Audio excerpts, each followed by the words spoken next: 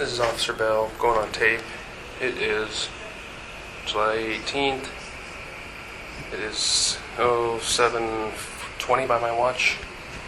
Getting ready to do an interview with Israel Keys. Present will be Officer Bell, Jolene Godin with the FBI, and later on Frank Russo, AUSA. Good morning, Israel. Morning. Early. Yeah. Much earlier than normal. We'll explain kind of what's going on. Nothing bad. You got your waiver. Oh, I don't. Shoot, hold on. We're going to get the waiver stuff. We got to save this. I left mine in the car, I think.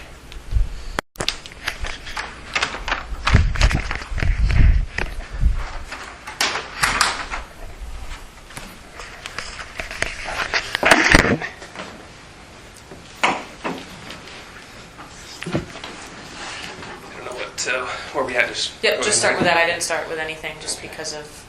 We got to do that first. All right. Here we go again. All right. You have the right to remain silent. You understand that? Yep. Anything you say can and will be used against you in a court of law. You understand that? Yep. You have the right to talk to a lawyer and have him present with you while you're being questioned. You understand? Yep. If you cannot afford to hire a lawyer, one will be appointed to represent you before and during any questioning if you wish. You understand that? Yep. You can decide any time to exercise these rights and not answer any questions or make any statements. You understand? Yeah. And a couple of the other things that I remember. Not under the influence of any drugs. No. Nothing like that. You have standby counsel on other crimes. We're not here to talk about Samantha Koenig, Rich Kurtner, and Jacqueline Walsh. Would you like either one of those present today? No. All right. Reason why we get you early is the vote in Washington.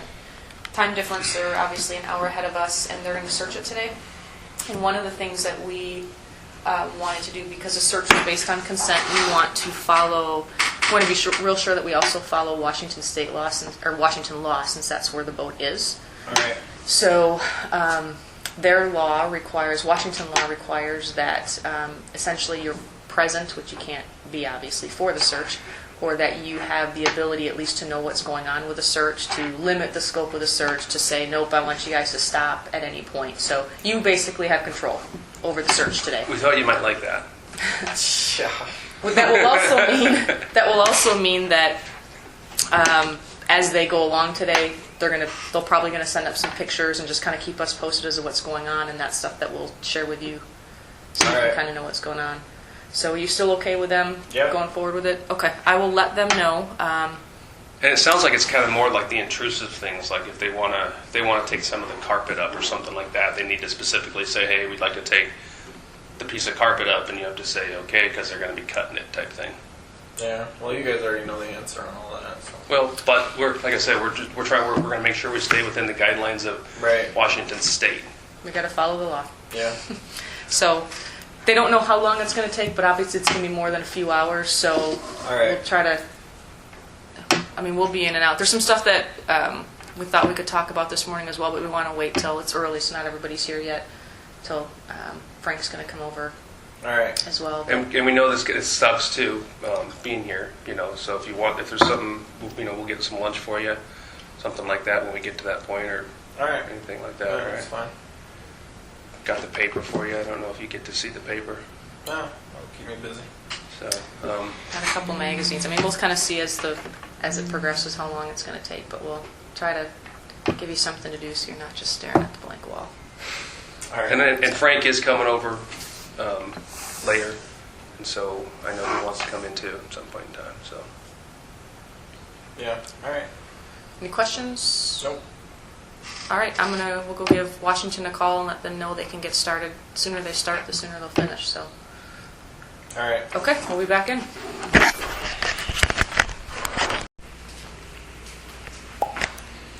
And it's Officer Bell. It's about 27 by my watch. Going back in with Israel on the 18th.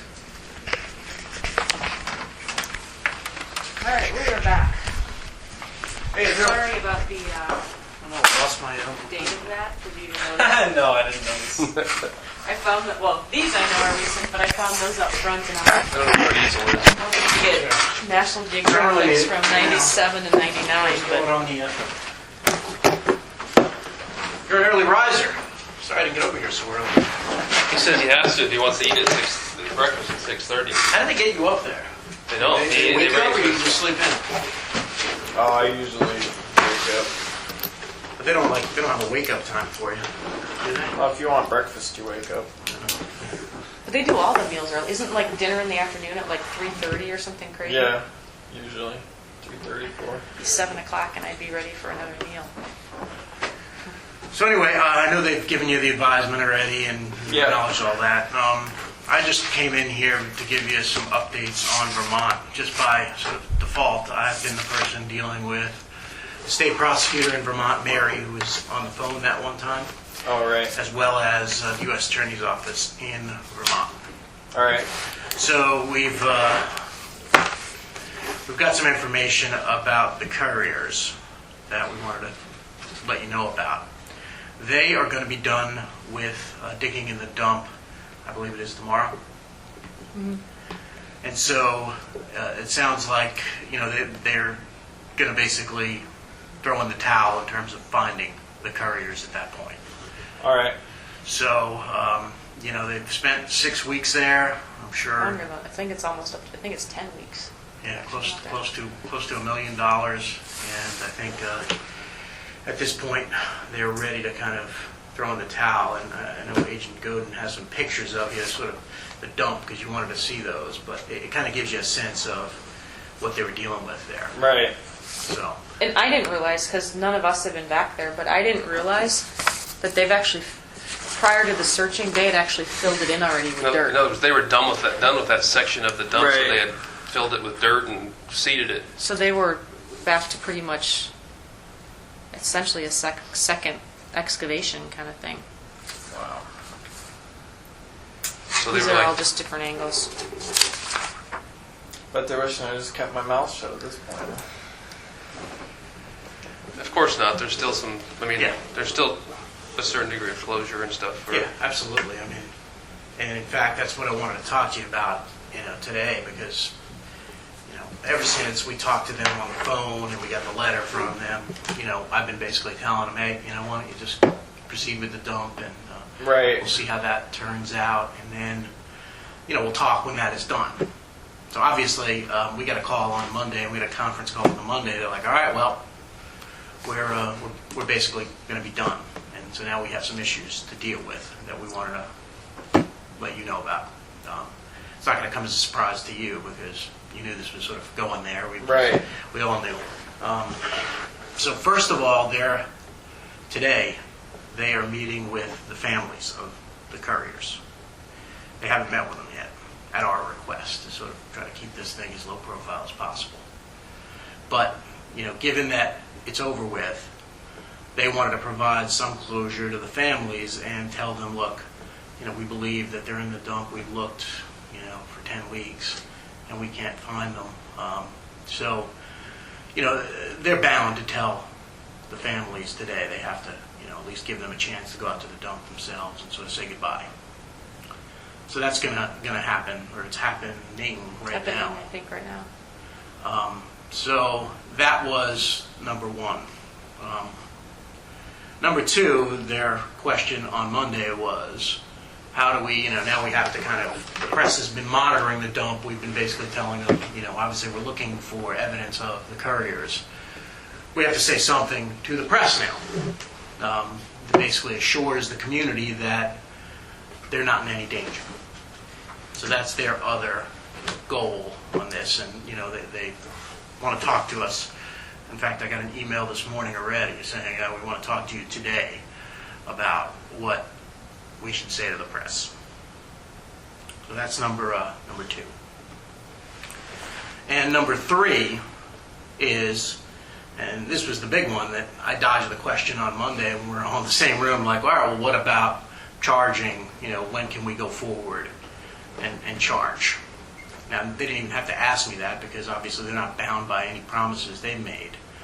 But I kind of dodged the question and said, well, let me try to get back to you on that. and I did some thinking about it. So I wanted to throw that out to you and just to let you know, because we've always told you we try to be straight with you about what's happening and try to be honest with you about what's happening. But, as I showed you last time, I try to kind of develop some sort of plans. I like to kind of think about plans of how we can accomplish both our goals. And that's why I brought the paper in again, because I wanted to review some of your goals, because I'm thinking about sort of a plan B on how to accomplish both of our goals and negotiate it, and I wanted to get your input on it. All right. All right? So obviously I haven't sketched out everything here. This was the stuff we have from before.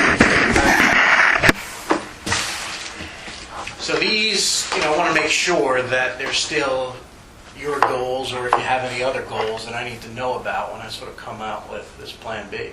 No. We got quick resolution and sentencing, nothing's changed for you there. No. Minimize publicity and stay in one jurisdiction. And that was, I think, at the time, the most important to you Right. then.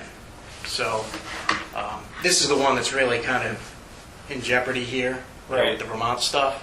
So that's why I think it's important for us to develop, maybe an idea of a plan B and a way to kind of go forward. And so are there any other goals that you've added? No. Okay. I know that there was the Like escape. the escape, we don't need to. We don't need to put that in here. That's been crossed We know off, that's right? probably one of your goals. We're never going to be able to meet that one. So, anyway, and just review our goals, hasn't changed. Obviously, we may have stuff that we can give you. We may have stuff that you can give us.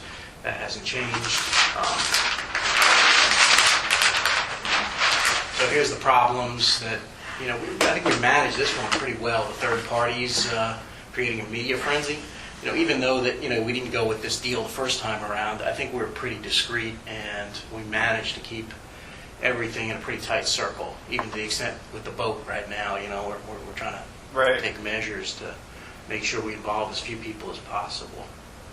And so, the charging in other jurisdictions, that's what we got to talk about today, to the extent you want to. Obviously, our problems, we're always going to have to deal with bosses. That may result in some things happening in the next couple of weeks, but we're trying to deal with that ourselves. That's our problem, not your problem. And dealing with other jurisdictions like Vermont, that's what we got to talk about today, because I got to get on a conference call this morning with them. All right. So this was the plan that you didn't want to go with. That basically involved this sort of slow approach of approaching jurisdictions, getting assurances from them, and then coming back to you and providing, very slowly the details of other crimes and other victims. So, it's still, there may be a way to incorporate some of this later in the other plan, but I'll skip over that. So here's what I'm concerned with in the Courier case, that they're going to want to say something to the press. I'm sure they will want to say something to the press. And based upon that, the press is going to run with a story connecting you to this. So it's a concern that, that there's obviously going to be less media exposure, or more media exposure for this. So that being the case, we've got to figure out a way to kind of effectively deal with Vermont and hopefully try to accomplish some of your goals. I know that you've expressed some of them in the past. I think you've been representing yourself on other crimes. But my idea is this. Sounds like what certainly Vermont wants to do, because they're not bound by any promises from earlier deals, is go ahead and charge. I know that would frustrate one of your goals. So here's my thought. Now again, nothing's set in stone. I want to get into this. We go ahead and we charge the Courier case in Alaska to try to get them to buy off on this plan. And at least this accomplishes some of your goals. Here's the whys of it. You get to stay in this jurisdiction if we can kind of broker this with Vermont. Number two, I think is the most important thing. because it's going to give you control of this case. As I said, right now, you're representing yourself on the Courier matter. Right. Now you can, let's assume it's charged. You can continue to represent yourself, or you can have attorneys to be appointed to represent you. Okay, that's up to you. Right. But I've got every confidence that, obviously the way we've been dealing directly with you, we can move forward pretty quickly on the Courier case. In fact, in the past, I've had cases which were sort of indicted after the other cases and resolved quicker. What I'm suggesting to you is that we may be able to move the Courier case forward faster than your other charge case. If I continue to represent myself on it. Either way, it's up to you. I think it's a possibility. I mean, even if you don't decide to represent yourself on it, there's certainly ways to move it forward pretty quickly. Again, that's completely up to you. But what it definitely gives you is this: staying in this jurisdiction, even if you have lawyers on that case, right? But giving you control, and also, it continues to give you control over some of the details, because we'd have to broker this deal with Vermont. The other thing that I thought of, and it's funny because I think we started this whole process with number 3, is even before we go ahead and charge the couriers, and if you decide you're representing yourself now, we can certainly talk in the context of the Courier case about a global settlement of all of your other crimes. I mean, so this is sort of my thought going forward. And look, I haven't worked out every detail here, and we've talked about it, and we figured it'd be worthwhile getting your input on it. But, I know that in the past you've said you think that they're all related, some of these crimes, for you. Right. But maybe there's a way, right now, to kind of say, all right, all the other crimes aside from the charged one, there's a way to get our needs and what we want on the table and sort of reach a agreement in principle about these other crimes. And that would be the kind of hook to get Vermont to sign off on this, is we'd say, look, we've got a global settlement, in which case he's going to eventually tell us about some of these other crimes, as long as he's charged in Alaska. In addition, I know you've said that you want, the imposition of the death penalty and quickly. That's obviously your goal. It's, I don't have an opinion on that. But to the extent that you decide to think about this plan, it's possible right now to give Maine Justice in the CCU memorandum of the Courier case information about your other crimes, that they'll have full information that they have to treat confidentially, which is going to get, I think, their attention. So you're saying it would be a public indictment, Yes. public hearing, obviously, on the couriers, but then there would be other things that were added to it, information that would be added to it that wouldn't be public?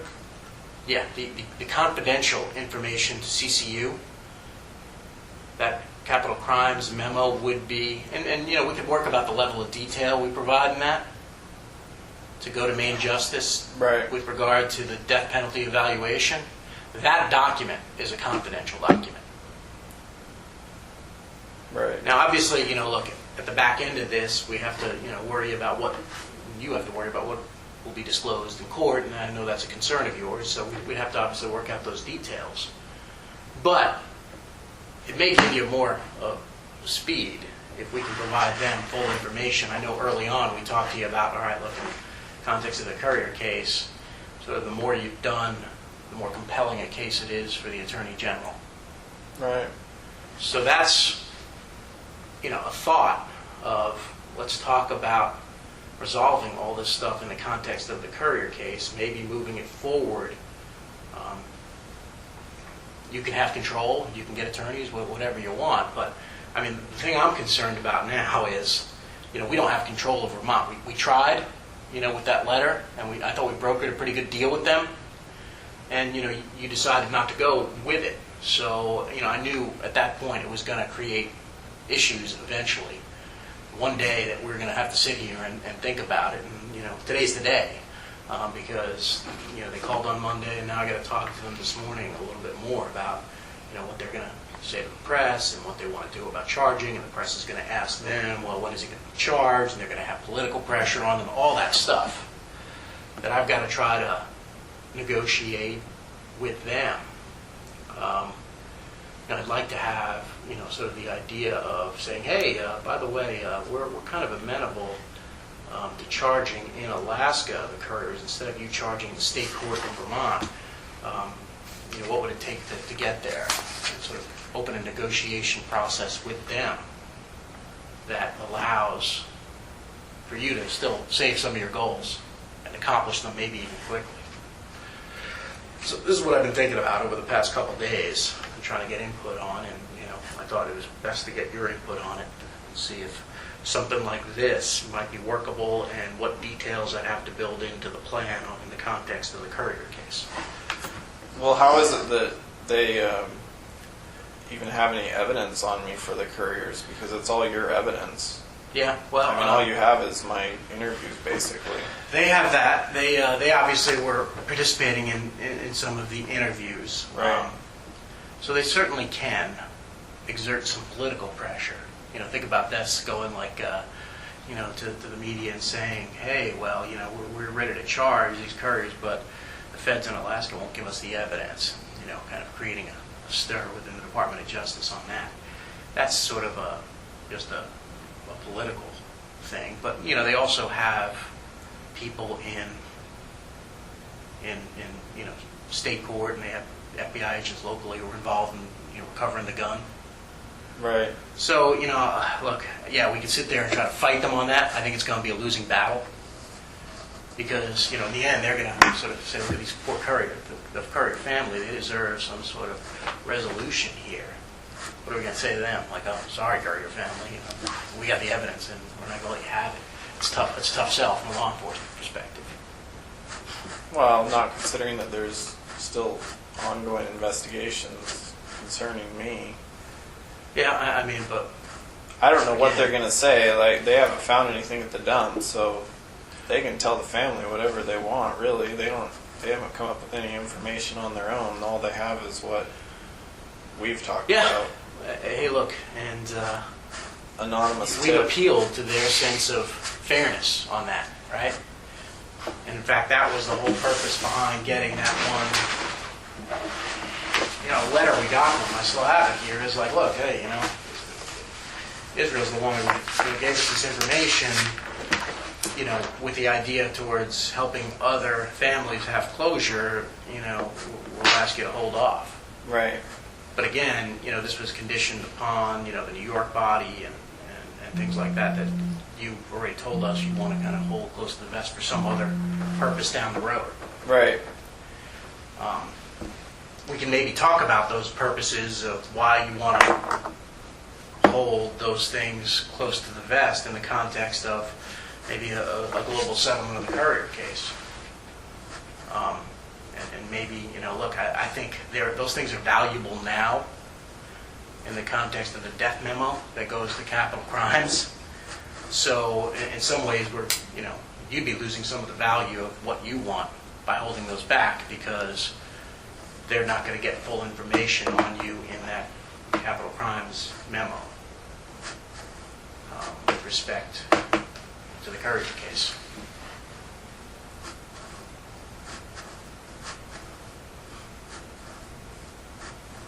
So you're saying that they're going to charge me, the state of Vermont is going to want to charge me? I think that was always the case. They're going to want to, and we've been basically telling them, hold off. But they don't really have any choice. I mean, I'm a federal inmate here now. They're not going to let me go. I don't know how the politics work of that. I'm just I thought of that a myself. Federal case would supersede a state case, so they're going to have to wait their turn if they want to charge me. Yeah, well, they can go ahead and charge you, and then wait their turn. That's the point. You know, and I thought about that whole thing about the supremacy clause. You know, hey, look, we can hold on to them.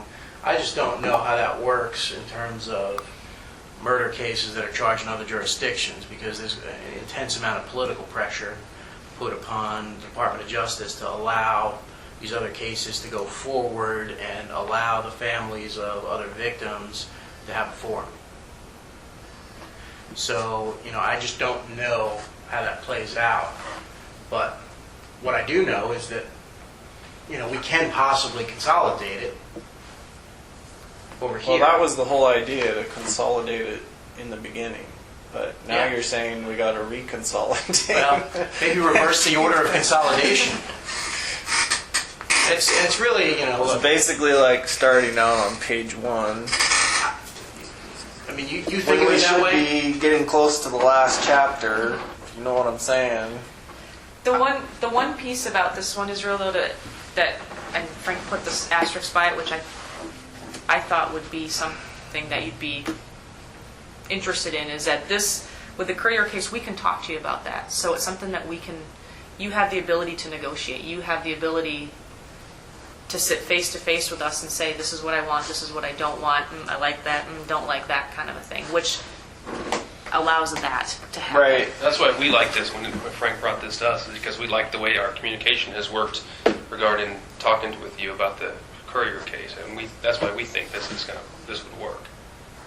And you have control over, and hence we have control over media releases and stuff like that. Here we have. You're saying if I'm charged federally for that. Mm-hmm. Yes, Yeah. and we can agree to something like this, then we get to decide if anything's released. And I think that you'll agree with it. We've been very conscious about, in fact, Right. we haven't released anything. And so that's what we can offer here, is we can continue the same, working together the same way we have with not releasing anything.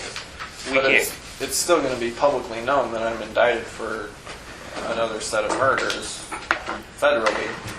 There's still going to be like a court appearance, and I'm going to have, the judge is going to ask if I want counsel. It's going to be like the whole thing all over again, right?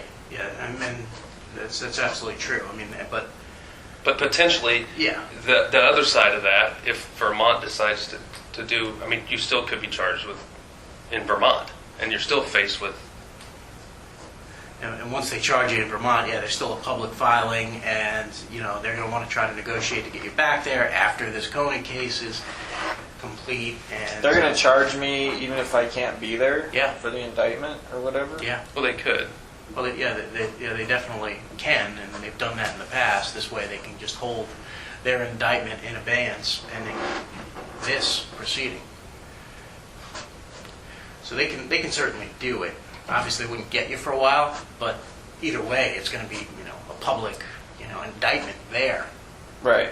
So if it's going to be a public indictment there, then why not a public indictment here? And Right. then that accomplishes some of your goals, at least staying here, and maybe we can broker that with the idea of some sort of global settlement where you're agreeing and just to give information about other crimes, and here are the conditions in which you're going to do that, and that kind of thing.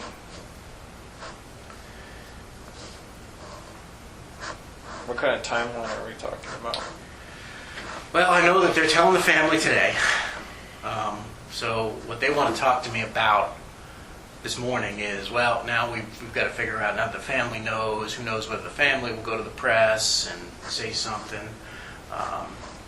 Who knows whether the press will run something anyway, and we've got to assure our citizens that they're safe. And I think they're going to at least plan to say, hey, the person who is responsible is in custody. Right. That's the very least. I think right? they feel, the press obviously knows about the when they searched the farmhouse and Yeah. it's Right. the stuff there. They obviously know they've been at the dump. There's been a lot of pressure to say something, and I mean, politically, the chief and everybody back there they have to say something after 10 weeks and $1 million. They got to say something. Yeah. I mean, we can maybe convince them to sort of say, hey, look, charging is, we're still talking about the charging aspects of this, and sort of try to leave that indefinite if they get pinned down by the reporter. Obviously, we're springing on you a lot right now, And, I'm trying to be reasonable. I'm not going to, say, right now, you agree to this, and agree to the deal. It's kind of silly. We did tell you, and we promised you that if we thought something like this was going to happen, we would give you a heads up. And so that's what we're trying to do, is give you a heads up that potentially media could get a hold of this. It gives you an opportunity to spin it the way you need to spin it, with family members. And that's Right. one thing you can, do. I'm sure you thought of this yourself, but obviously, look, if this is going to come out, and I don't know what the answer is. I'm concerned it is, but you can spin it whatever way you want in terms of, hey, look, at least I'm giving closure to these other people, and I'm not denying anything with respect to that, and trying to do the right thing, and that kind of stuff. I know that's not the reason you did it, but it's all spin control at this point. You'll be able to kind of spin this whatever way you want with those that you care about.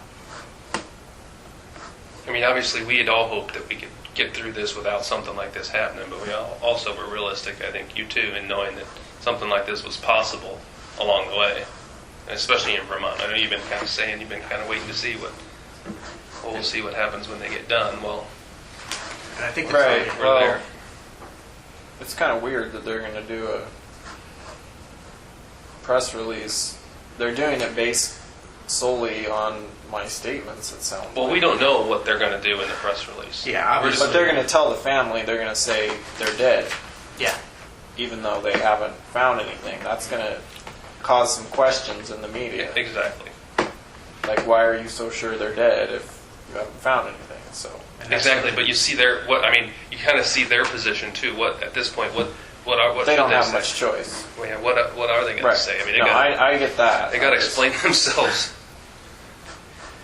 And, what I'm hopeful to do is, I think I told you when I initially rolled out this thing, is that the one concern with Vermont is that, we didn't really have a plan going into Vermont, and we didn't have a way to kind of control this from happening. Because they got the information, they had to act on it, and then they basically said, all right, well, now we have the information. Now I think we have a good relationship with them. We managed to develop that. But again, they can, do what they want. I'd like to avoid that in other jurisdictions. I think there's a way to avoid that in other jurisdictions. And I think we can kind of agree on, in the context of a global settlement of other crimes, to do that, to control those other places where you don't get sort of that kind of thing doesn't happen. Yeah, I just got to be careful what stories I tell. Yeah, no. You guys screwed it all up. That's right. Yeah, Well, no, I let me think, go back there. I'll find them for you. Jeez. yeah, we'll take a look at that. That's, But in terms of their perspective is, look, they have the courier's gun from the reservoir, and they can corroborate your crime. And, They have a gun. yeah. But I mean, it was the courier's gun. Oh yeah, that's true. I forgot about that one. Yeah. So that's the thing. Is like the only person who could have told us where the courier's gun is someone who's in that house. Right. That's their. Yeah, you're right. I corroboration. forgot about that one. So they don't need the bodies. They have other Right.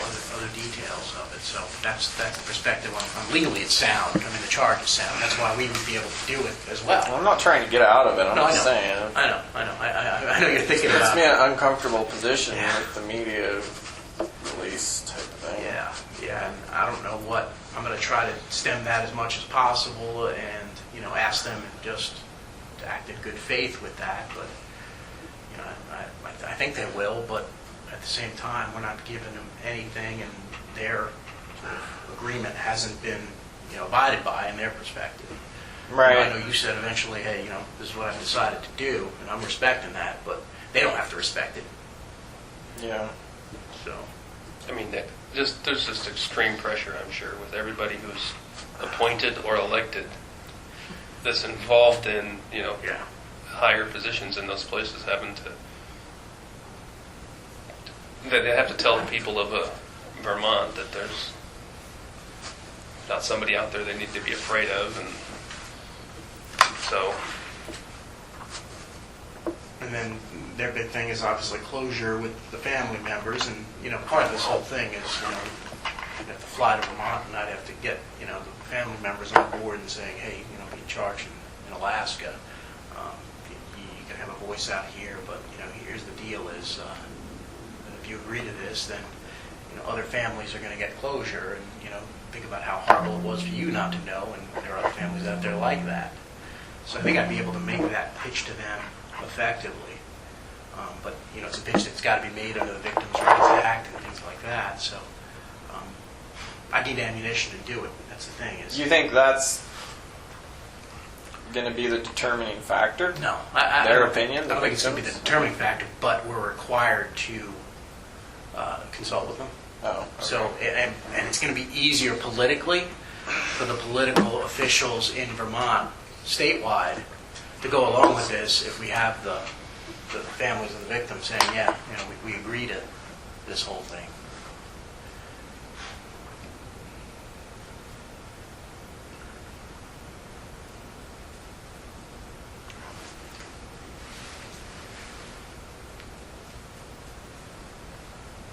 So it sounds like what you're saying is something's going to happen, and it's going to happen soon, within a month, one way or the other. Yeah, that'd be my guess. I mean, that's why I'm here. Is because when they called us Monday, they're like, all right, we're going to call off the dump. But I knew in my mind that the dump to them was significant because they were still sort of going to say, hey, we're investigating, we're following up, we're investigating, looking for evidence.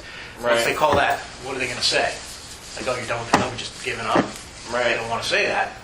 So I knew that this was sort of going to be fish or cut bait sort of time when they're going to come back to us and say, all right, look, one, we got to tell the families, two, we got to tell the press something, and three, we've got to figure out charging because that's going to be the next question.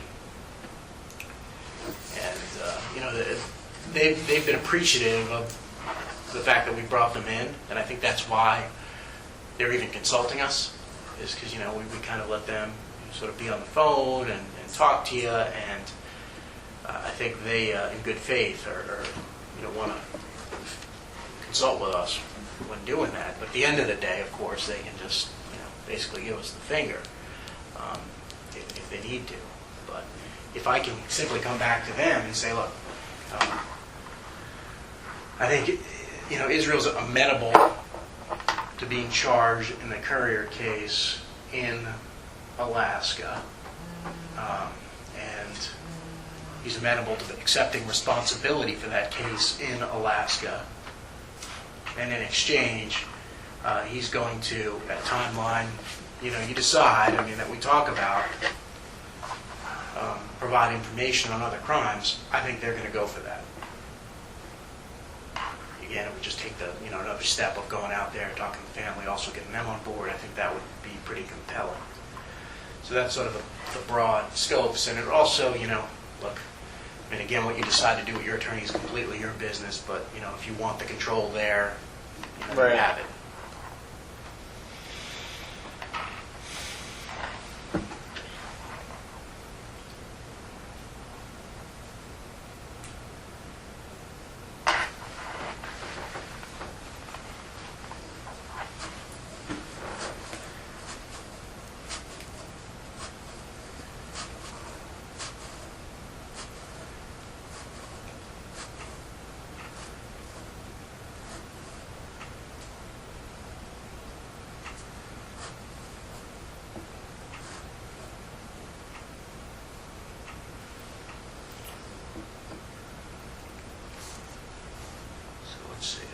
Speak to me. Here's a message from them. The office 2:45. So 2:45 is 10:45 our time. So they were hoping to speak to me before 2:45 their time about what their sort of idea was, and the fact that they were talking to the family and how that went.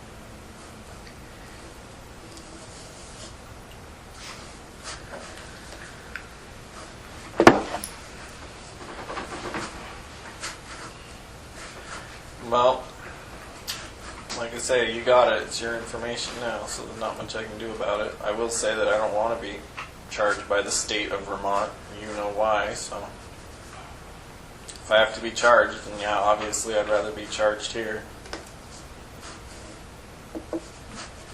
I can certainly express that to them if, I have to be charged, I'd rather be charged here. I mean, I'm not gonna. If they decide to move it, charge me in Vermont, the state level, I'm gonna drag my feet on it. I'm not. Yeah. They may not need anything else to charge me on that case, but it's not like I'm gonna all of a sudden try and make some new buddies. Yeah, no, I get that. I don't know what they're hoping. Obviously they want closure for the family, and they want to make sure somebody pays for the crime and all that good stuff. But I mean, you know me, I'm not going anywhere. So Sure. But is there a possibility of a global settlement in the context of that case if we charge it out here? well, yeah, because we're already negotiating more information. I just have to be careful about how much I give out right away, because I'm starting to have my doubts that I'm going to get anything I want out of this.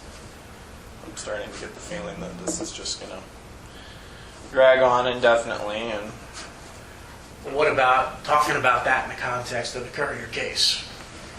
Of timing, of what you want, of what we want, about how you'd like that to move.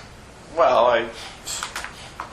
like I say, it feels like we're starting out on page 1 now. So whoopee, I got another federal murder indictment against me, and yeah, it's like starting out on page 1.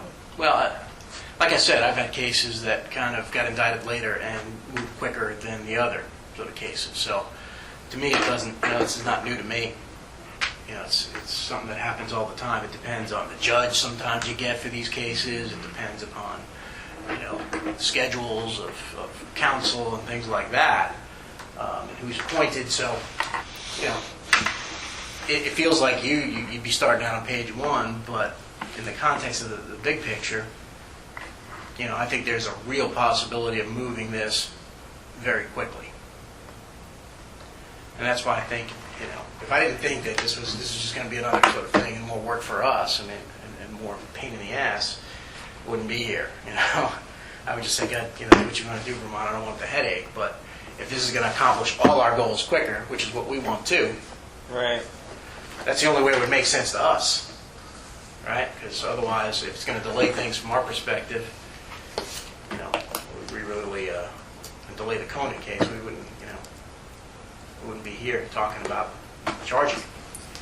I think, we can move it quickly. In fact, it'd be very simple we'd have to notify Main Justice about this case and prepare a memo with that, which is very easy given what we've already done. And that could go out, very quickly. Again, it all depends on you. It really depends on how quickly you want to move this case, the Courier case. Because you're in control right now of this.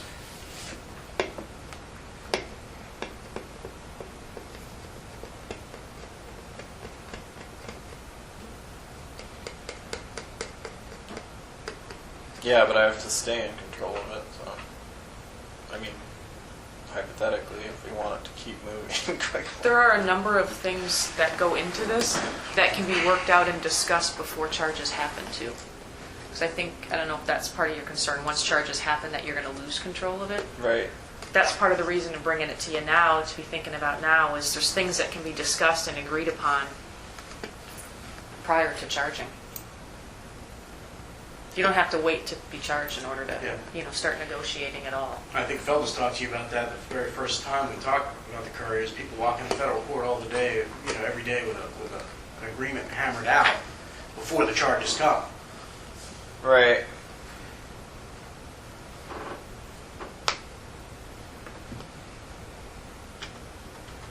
And that's something we can work on now before charges are ever brought.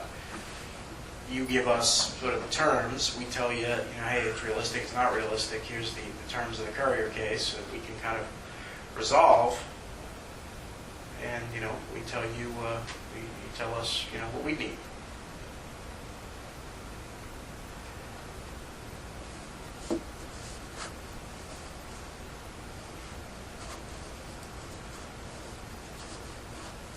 I don't know. It just seems unlikely that my terms are gonna fly.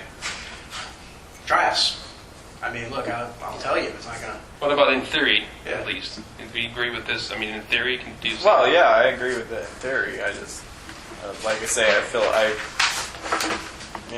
been sitting around for a while now, so pardon my skepticism. Well, it looks like Frank has It's gonna happen regardless. He's ready to write down Let's talk terms. what I'm your ready to terms talk would to be. you, listen to your terms and, take them back to whoever I need to take them back to back at, main justice, in the context of the Courier case. And at least start working on the process. I don't want to have another meeting and saying, all right, well, I just had a conference call with Ron, here's what they're going to do, and then they're going to charge you next week. And, I'd rather just start working on the other terms and telling Vermont, when I talked to them today, he's given me some terms for a possible settlement of the Courier matter that he wants us to start working on. That may seem more concrete to them than just a sort of pie in the sky. Yeah, in concept, he agrees to be charged in Alaska.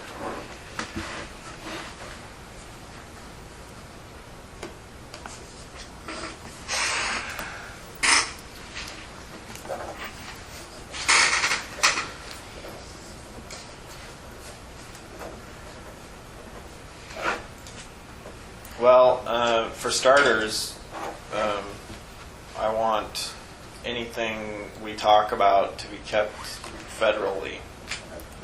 I don't want any state involved I know you have to involve other investigators. If I start talking about other crimes, whether it be New York or Washington, I know you might have to involve other investigators there, but I don't want... I want to be told if district attorneys or whoever is trying to be involved in the case. I want to know who's getting the information. I don't want it to be like the Vermont case where a lot of people got a hold of the information that I didn't realize were getting a hold of it, and I certainly want to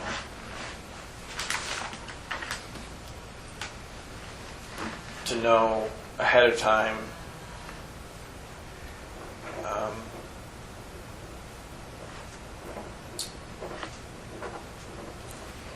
I just want to make it clear that anything we talk about, I don't want any given state to get a hold of that information or to have the information, have the freedom to charge me separately. I just want to keep it all here. All right, that's... The other stuff, ultimately, we've already talked about what my goal in all this is. My understanding at this point is that can't even be worked into negotiations since a jury has to decide death penalty cases. I don't know what you can do with that. There's probably... obviously that's still what that's my position on it. That's what I want. In terms of the ultimate outcome in all of this is, yeah. Yeah, let me just sort of talk a little bit about your first two, and then we can kind of keep going. But in terms of your ultimate goal of the death penalty, I do think this helps you if maybe even a broad scope you give us a little bit more detail. I'm not saying everything, but we can certainly get the attention of capital crimes with numbers and jurisdictions, period, without giving us any other information. You've already given us some numbers, but jurisdictions, we have some of them, but I think we'd be able to kind of catch their attention a little bit more in the context of the memo, and that's confidential. We know that. The memo itself is confidential. Now, kept federally, no state involved. Well, I think we can somehow work into this plan sort of our process here in the context of the Courier case. We can, you provide initially the jurisdiction specifically, right? And saying, all right, there's a jurisdiction, like I think you said, like maybe Eastern District of Washington, and maybe a town that we'd probably have to talk to. We could then go, and before we even have any information, simply say, hey, we've got information about somebody in your district, a missing person. Someone who's going to provide closure to those families, but he's got his demands. Right? He's got his demands, and we basically say, hey, FBI's handled. He's not going to be charged statewide, and everything's being handled by the FBI. And if they don't agree to that, They don't get the info. they don't get the info. And we don't even have And we don't info get the yet. info. And we don't have it, you know what I'm saying? We don't have it to even give them. So if you say a place and a jurisdiction, if our source would tell us a jurisdiction and a body that exists there, or that crime exists there, and you go to them and say, we have a source who's willing to provide closure on this crime, but these are the demands. If they don't agree with those demands, they don't get their closure, right? And we're not in a position to give them the information because we don't even have it yet. Yeah, I don't understand why they have to be involved at all, really. Well,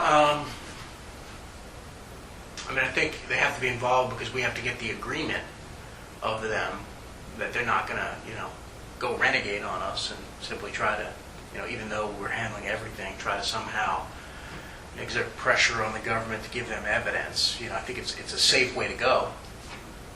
Right. I think it's safest. I mean, look, hey, I like your idea better because, then we get the information no matter what. But I think to give you more certainty, that would probably be the way that we do it. So it sounds like what you're saying is you have to go in and give them my name. No. No. No, when Jeff used the Well, word if they don't source, have my name, then why does it... that's all I care about is that they don't have my name. Like in Vermont, they got my name somehow, so... What we'd have to do is, look, they're clearly... We need to deal with the locals, and we need to sort of be able to tell them that the person is in custody. Right. Now, they, of course, could try to say, all right, well, maybe we work it out D.C. or something. I don't know. Maybe We don't. Alaska doesn't contact Yeah. them. Right. FBI headquarters contacts some jurisdiction. Right. That way, it doesn't get tied to Alaska. Right. And we do that all the time in the dope industry or something. We get a source who wants to provide us information of where a kilo is, but they're only going to tell us if they're not mentioned or if it's anything like that. And we go to that jurisdiction and say, hey, we can give you this, but this person can't be mentioned. it's a source. Do you want it or not? And the most important thing, just like our jurisdiction, the most important thing to any of these jurisdictions should be to resolve this matter. It shouldn't be to charge somebody with this. It should be to resolve the matter, Right. so that they can provide the closure. And that's what that's the Well, angle we're going with. I understand that, but my concern is, like we were just talking about Vermont, they're going to tell the family. Well, the families in these other places, I would assume they're going to want to know a name as well, or someone, to assign blame to or whatever. It sounds like that's what's going to happen in Vermont. So, if I start, once I give you the information on jurisdiction and location of a body, But we've already got their agreement, right? That you're not going to get charged there. That's what seems to be important to you, is you're not going to, get charged in that jurisdiction. That's the linchpin of this. Right. Is we just want to make sure to get your goals satisfied. That's the only reason we're going there. I mean, yeah, you can tell us now, and we can kind of sneak the FBI down there and do a dig. You know, but again, there's relationships with the locals that they're always concerned about. There's political pressure that people will try to put on them. I think it's a safe way to simply go in there and just say, all right, look, there's someone who's going to solve the crime. He's going to be punished, and he agrees to be punished. But he doesn't want charges brought in your jurisdiction, and if he doesn't get that assurance, then he's not going to give the information. And then we get some agreement from them, a letter,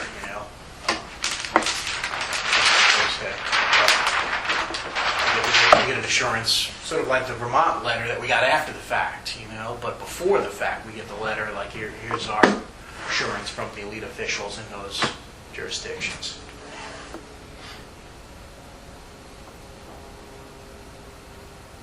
Yeah, I'm just trying to figure out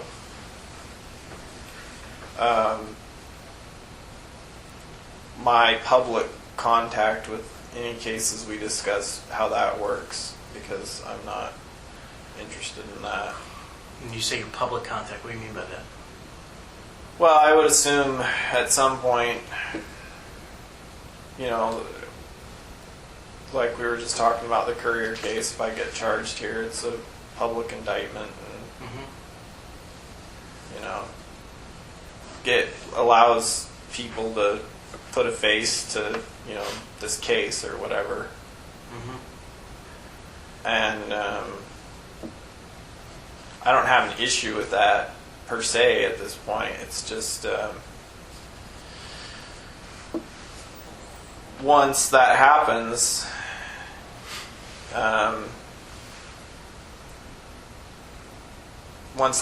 obviously you have enough information to charge me on any given case, and then at that point, I lose my ability to negotiate. We're going to have an agreement. Yeah, with an you, agreement a legal with the couriers. So that's part of our agreement. That would be part of our agreement with you. Yeah. Yeah. All right. Well. So part of our agreement, you talked about what you want. Part of our agreement would be like, look, hey, we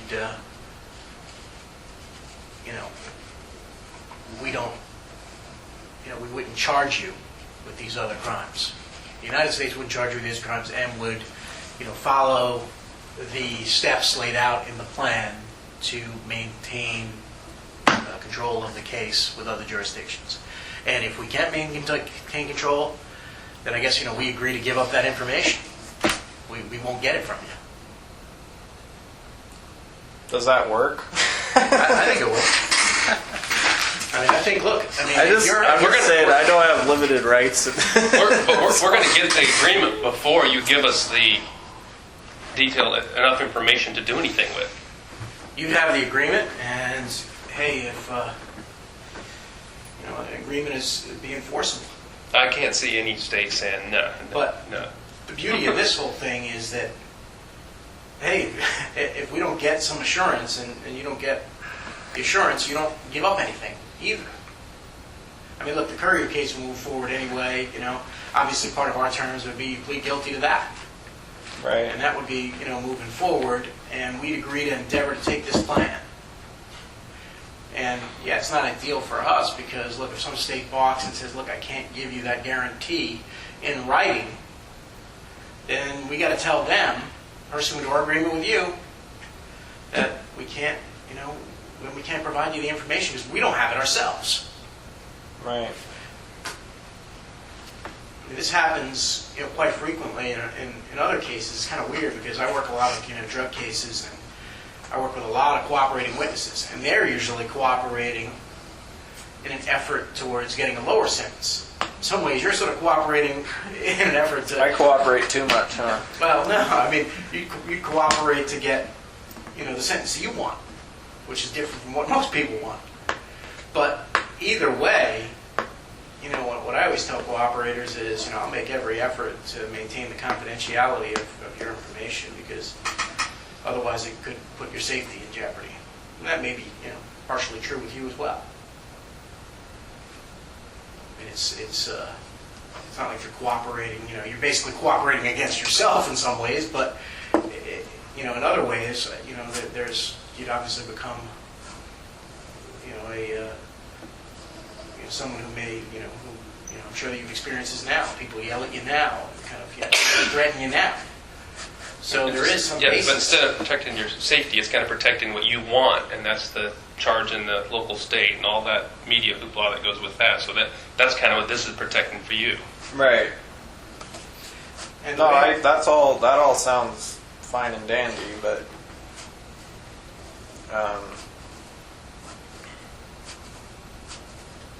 like I say, it still remains to be seen what happens with Vermont right now. I mean, you know what I want to happen with it. But It sounds like it's not entirely your call at this point. I'm just saying that anything that we talk about in the future, I do want it to be your call. That's what we're. I would rather keep better control over it. yeah. And that's what we were trying to avoid. You know, That's why we like it too. Right. And what happens typically, I'll tell you, in these cooperation scenarios that we deal with, is there's a plea agreement, a public plea agreement that says, yeah, I accept responsibility for the charge. There's always in this district a separate agreement, an addendum. And sometimes the addendum just says, hey, there's no addendum. But in the addendum, in secret agreement, that's where I envision in the Courier case where we have these details. Right. It'd be a secret agreement under seal with the court that Israel agrees to provide cooperation, you know, in the following manner, and outline some of this. And, Right. hey, if it's violated by us, you can withdraw from the plea agreement. So that's the way, you know, these contracts usually work. But I think, you know, look, I don't have every answer and every detail here now, but I'm trying to think of, you know, a broad plan of how we can maybe accomplish this and save some of your goals and save some of ours. I mean, I think we told you at the time that back when we did this,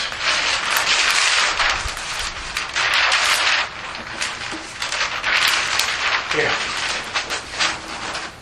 identified our current problems, and it was like dealing with other jurisdictions, and I put Vermont there because I knew that if we didn't sort of try to broker some deal with Vermont by the end of this, that it could come to exactly where we are now.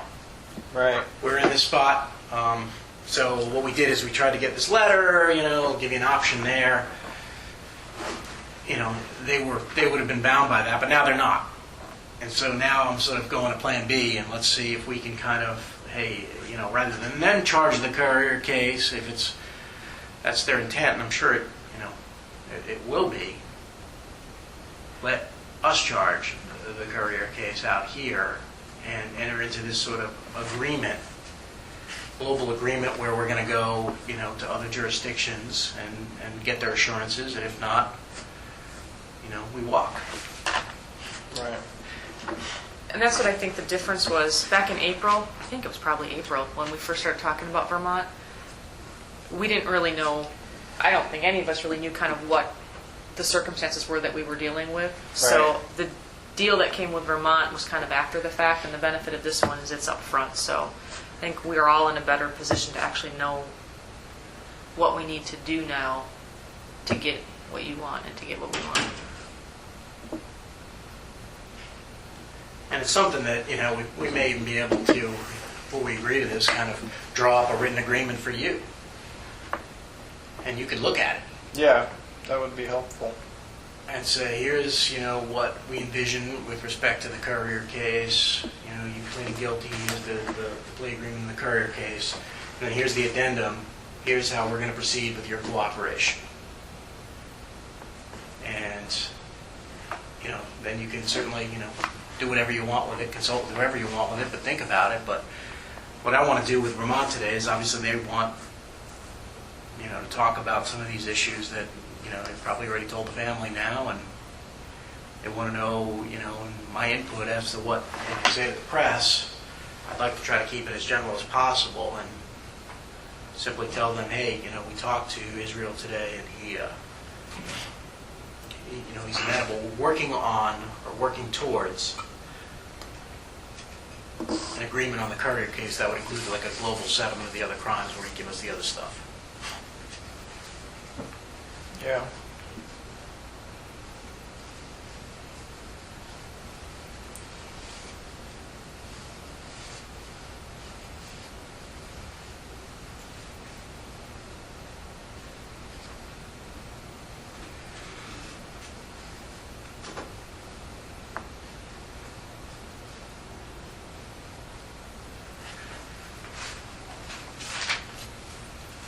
So I think we talked about some of your terms.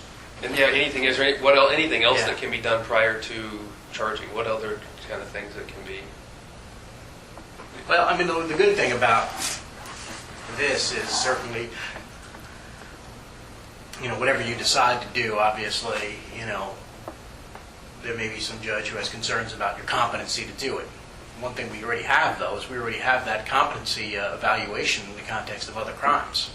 I would hope that was established by now, but Well, yeah, I mean, a judge is going to be concerned one way or the other, but at least we have it. And so that's, from our perspective, put to bed. So that, doesn't need to hopefully, get brought up again. So there's Right. that.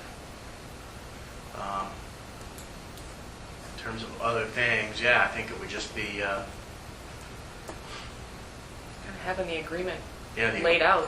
agreement laid out, but, that's why I wanted to kind of see if there's anything else, any other, I mean, I know you told us, what your ultimate goal is, that you know ahead of time, that you didn't want to know who's getting the information, you want to keep everything federally. Are there any other details I would need to add to the agreement?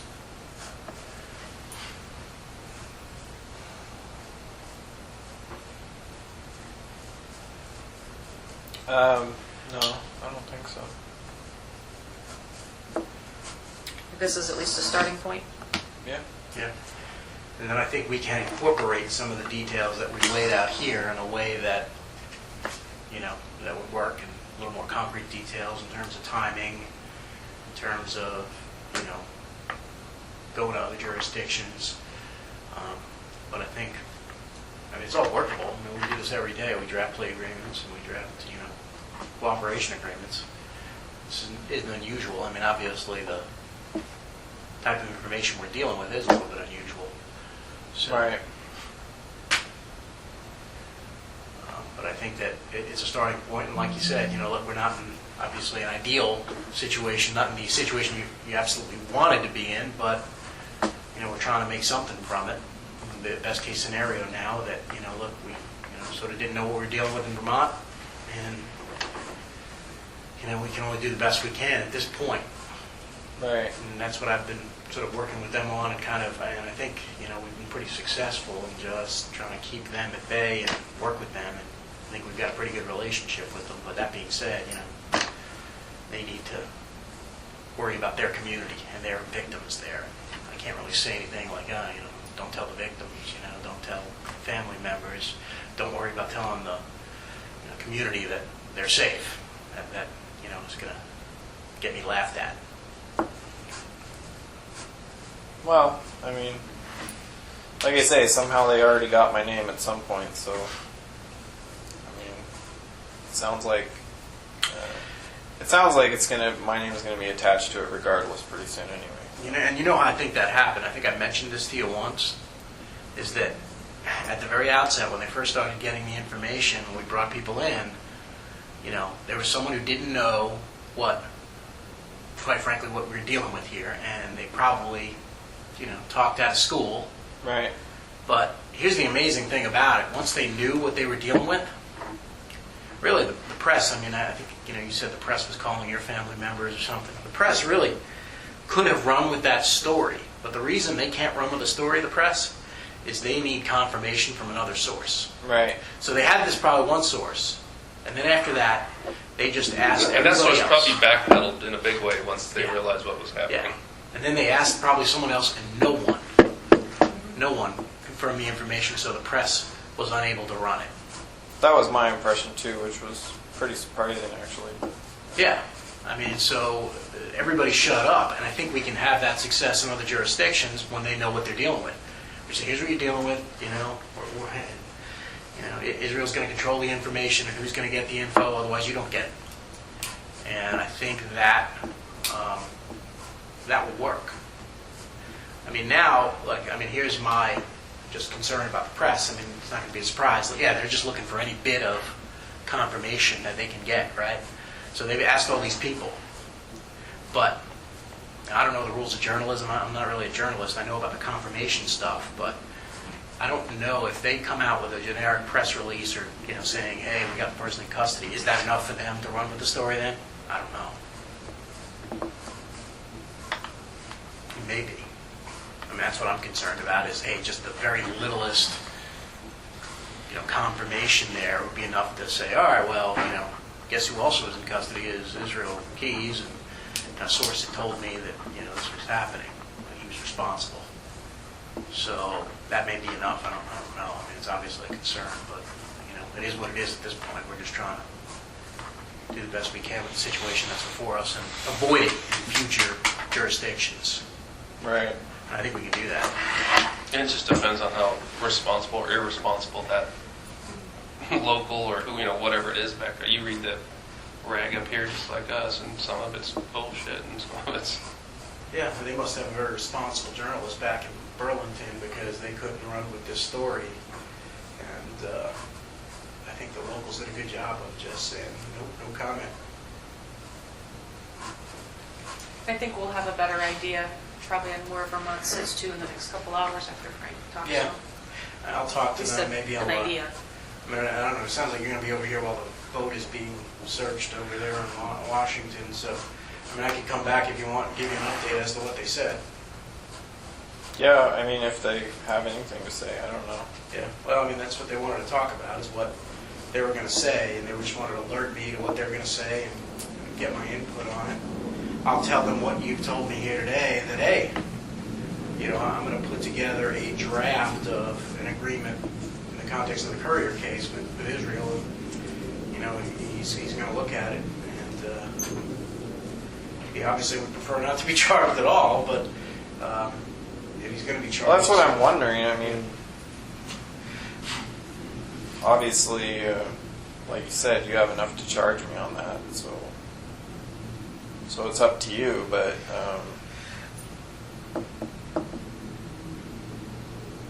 I mean, hypothetically speaking, you're saying that it's better to start out on page 1 and charge me with this completely different, unrelated crime rather than... Because originally when we talked about this, it was... Feldis, I think, his position was that that was the role that the Courier... The information I gave about the Couriers, that was the role it was going to play, sort of as an additional... Yeah.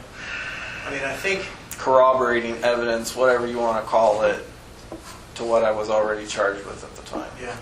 I don't remember him exactly saying that, but what I can do in certainly this case is use the other information that you tell us about. And we may need some sort of broader scope than or narrower scope rather than what you told us about the other crimes, like, a little bit more confirmation for them. I mean, again, we don't have to go into all the gory details right up front, but if I can put that in there and use that in the context of the Courier case, I think that's a lot more compelling and is going to get a lot more attention. It's going to move things forward quickly from our perspective, and how quickly you move it from your perspective is completely up to you. All right. Well, like I say, I don't really have a say-so in it, but yeah, if it's going to happen, I would like to be involved. I think we'll get a lot farther with working together on it than we will with me sitting around and you guys doing your thing. So. Yeah, no, and that's the way it's been working on these other crimes, and like I said, I'll tell you the truth about anything in here. In fact, I can't lie to you about anything. But as long as you're upfront with your demands and we understand each other, everybody has those expectations. And it's worked because, look, I mean, we're here telling you, giving you a heads up about the couriers, and so you can do what you need to do personally, because that's what you had requested. Right. And so, in other cases, that doesn't happen. We don't sort of give people a heads up about, hey, by the way, we're going to be charged in all these things or exposed about all these things. But because of the way things have been working and the cooperation, I think it's fair. And we don't know for a fact that is going to be anything in the media. There just could be, and so we wanted to be fair with you and say, hey, this could happen. What you do with that information is, Well, I've known it could happen all along. It's just my position has been that it's better if it doesn't. I realize that, but it's just this point we think it could be more imminent than just, Right. Yeah. And ultimately, this is a negotiation, this is an agreement, so nothing happens with this unless both signatures are at the bottom. It's not just a one-sided thing, so you do have a lot of say in this, even though it would have been nice if it could be avoided. But unfortunately, I think that's kind of the position we're in. All right. So what I'll do is, I'll step out. I mean, I can talk to Vermont, see if they can move it up, and just check with them. and we'll probably step out, check with, Yeah, in we with actually, Washington. since we've been sitting in here, I got some pictures and some stuff from Washington, so let me go back and print these out. And so so you can kind of see what they've done. All right. And then I'll be back in. And then while you're sitting here, if you think of something, because we're going to have Frank, access to Frank later, if you think of some question about any of this that you want to ask him, let us know. We'll write it down so you don't lose thought of it, and then, like I said, we can keep a list or anything like that. All right. You need anything? I'm going to use the restroom. Okay. Give us just a second. Make sure we got this is Officer Bell going back on tape. It's 7/18/2012. It is 10:50 by my watch. Going back into an interview with Israel Keys, present as S.A. Jolene Godin, Officer Bell, and Frank Russo, AUSA. Back on tape.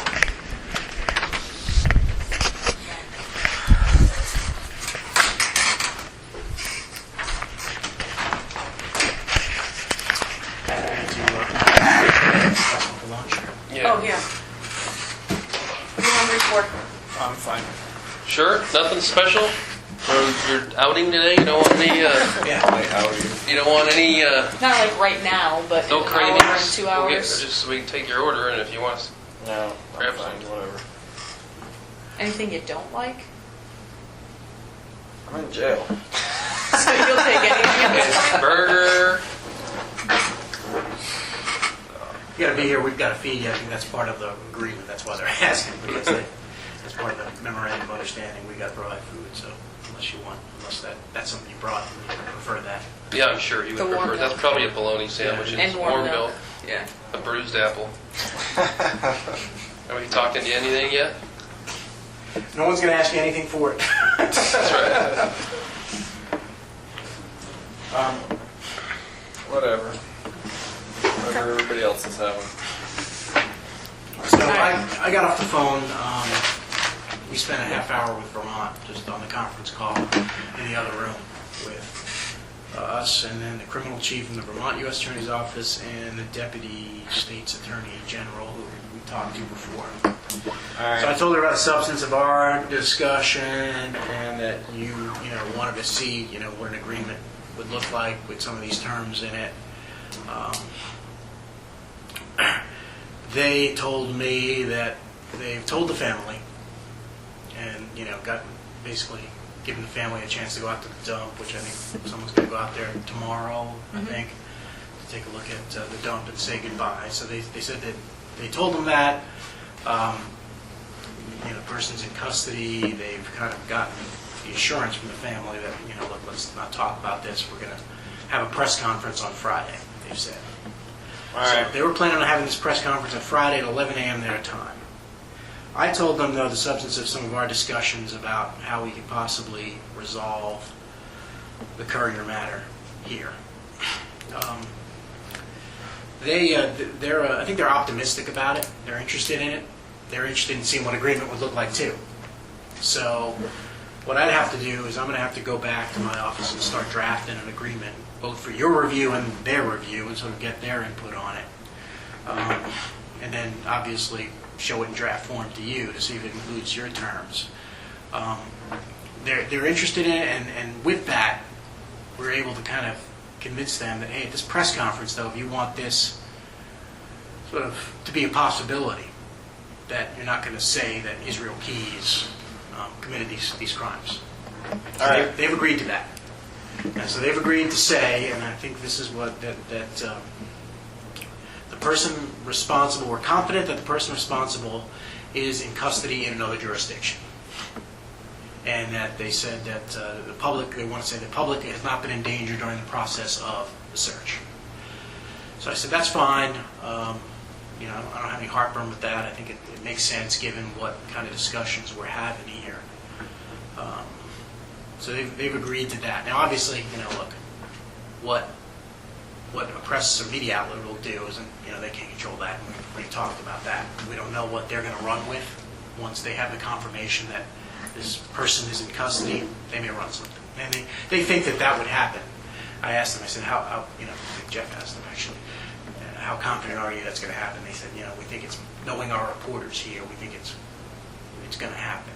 That even though we don't say anything, they may run with it. I said, well, I think it's important to Israel that, at least at this point, you don't say anything. I know that, you've got all these issues with charging, but while we're discussing this sort of global settlement in the context of the current matter, let's keep it as low profile as possible and not confirm anything for the press. Right. So they've agreed to that.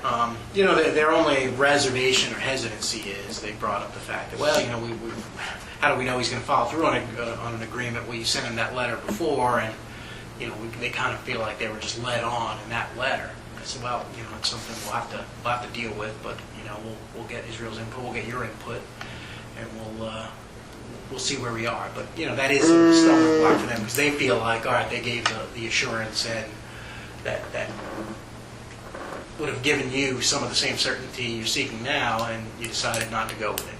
So that was something they brought up. I said, well, maybe the case, but I think we're talking about something different now.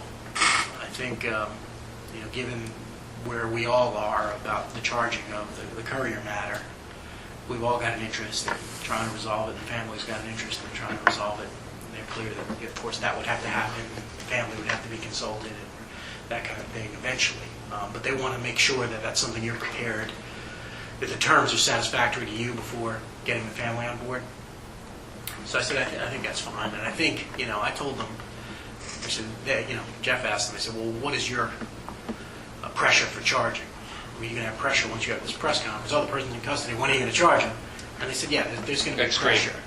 Extreme. He said, but, so I think that just means that I'm not going fishing this weekend, and I'm going to try to get this agreement drafted pretty quickly and get your input on some of the terms and then get it to them. This way they can feel like the process is moving forward.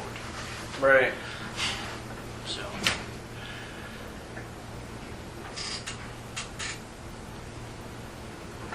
Thoughts on anything? Well, sounds good. We'll see what happens, I guess.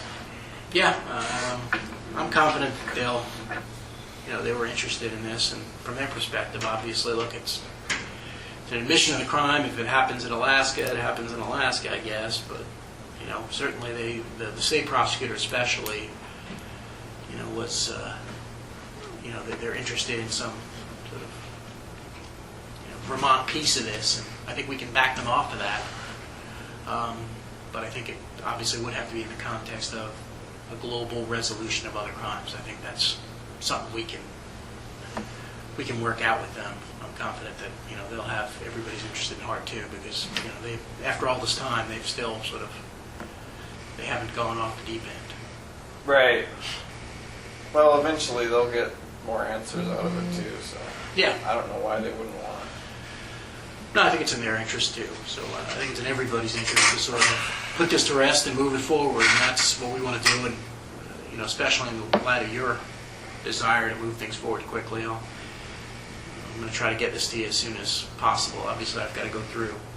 I've got to let them see it, and I've got to let our U.S. attorney see it. Right. Once they do that, I'll tell them, look, it's a priority. We'll come and show it to you. So how does this work? Does it run completely separate from what I'm already charged with? Yeah. It would be a charge that would be separate. And, I think we, once, you're in agreement with all the terms of the agreement, then, we'd go ahead and file it. There would be a filing at some point, when we determine, hey, we're ready to go. But in order to kind of get things moving quicker, we certainly want to do that sooner rather than later, because you want it to move as quickly as possible. We don't want this thing to lag forever. So you're saying we can get the details worked out before I'm indicted? Yeah. Okay. That would serve your purposes as well. I mean, sometimes you're even like, it can go quietly enough that, I'd have to check with capital crimes on this, but sometimes, if there's an agreement in principle, what we usually do with people is we file an information. And that doesn't even go before the grand jury, so the grand jury never learns about it. It's just our information, and we sort of file a plea agreement with it. So Right. those things are handled pretty as low-key as possible. Now, I don't know if it's a death penalty eligible offense that we can do that, or what the Department of Justice in D.C. will say about it, but that's my problem.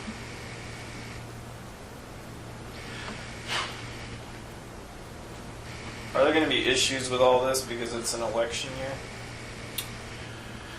I don't think so. In terms of the death penalty sort of thing?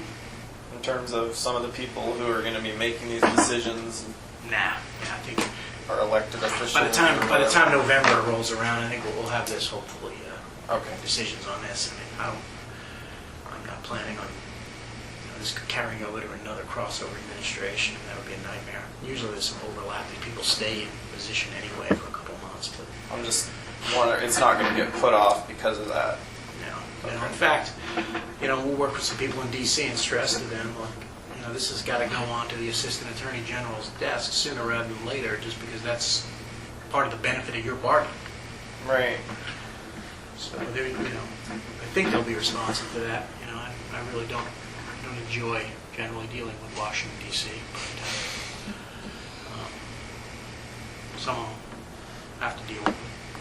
Right. We'll be able to, at least we have a guy back there who coordinates with us so he can kind of deal with some of that stuff too.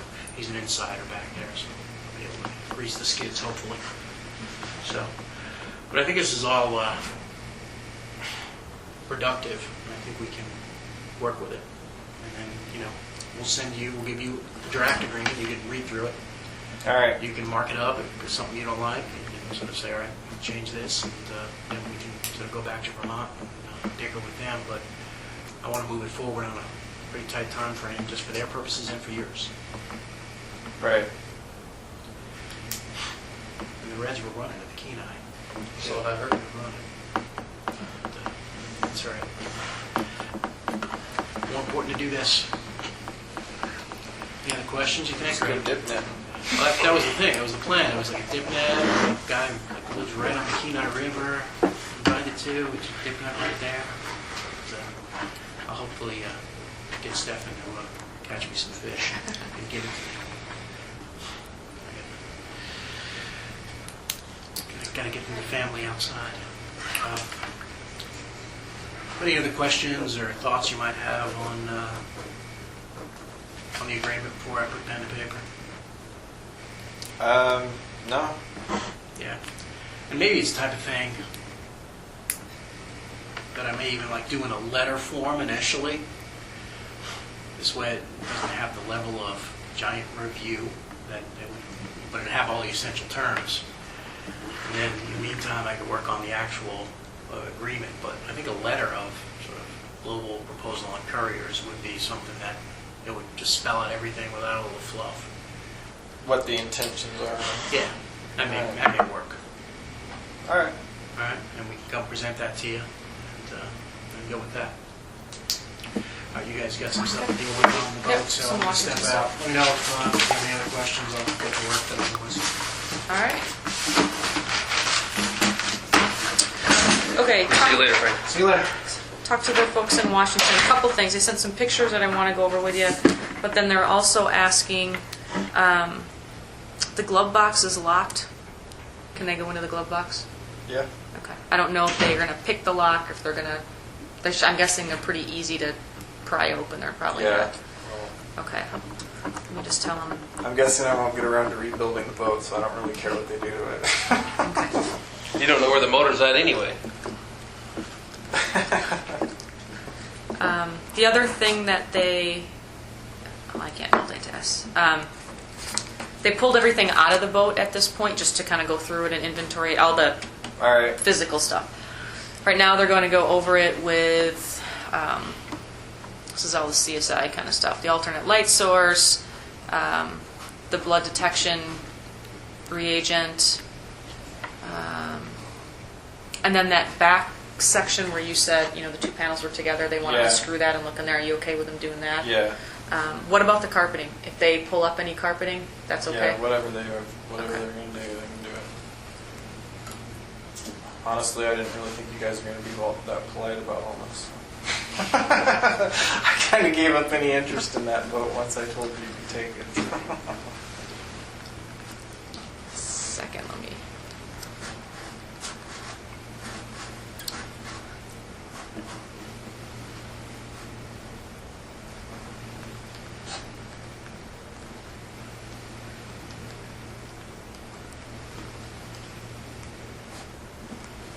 Okay. All right, so.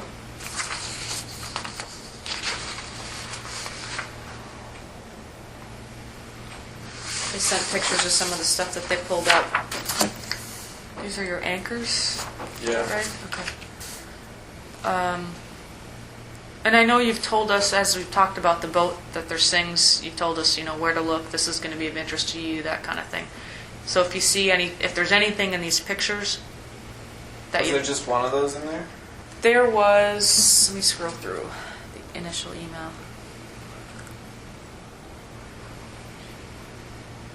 These are two separate ones. Oh, okay. There's an anchor on the bow, and I got to be honest and don't know which one it is. What's one of these two? And then another anchor from a bow storage area. Does that sound about right? Yeah. Okay. I thought there were some in there that didn't have the prongs on them, but I could be wrong. I can ask them too if there were more. When I made them, there were several that I made at the same time. So were these anchors that you use just all the time in the boat, or were these things, I know you had mentioned these anchors before in the context of some of the other stuff. Dual purpose, or? Those were primarily I used to anchor the boat, but there were several others that I poured at the same time with the same batch of concrete. And I thought that there might be some of those in there as well, but I don't know. Okay. So these were something that you did all at the same time, just poured a whole batch of them and then used them? Yeah. Okay. Do you have any questions about the anchors? Look at them. It didn't print real well or when I blew it up, but this was a picture of the carpeting, and they sent this because they said it looked like, and you had told us you'd replace the carpeting, but there's two different types of carpeting in there. Yeah. There's the light gray kind of on the side and then the bluer stuff on the bottom. How many times did you replace the carpeting in there?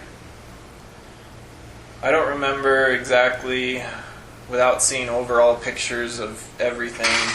I do remember that there were several sections that were separate from each other. And originally, when I first rebuilt the boat, everything was replaced at the same time. And then later on, I know I pulled out, I think I had to unscrew the seats. Mm-hmm. And replace a section later. Okay. If I remember correctly, it was glued down, but I'm not 100% on that. Okay. And that section that you replaced was the piece that you talked about towards the back of the boat? Yeah, I remember I had to take out a pretty big piece. It wasn't just a small piece at the back that was replaced. It was because I wanted it to be all one piece. Okay. Do But you? I don't think I replaced any of the plywood the second time. The first time when I rebuilt the boat, a lot of the plywood was replaced. Mhm. And then the second time I did the carpet, I don't think I pulled out any plywood, so. When you replaced the carpet the second time, did you replace any of that lighter gray along the side, or just the floor of the boat? I think it was just the floor.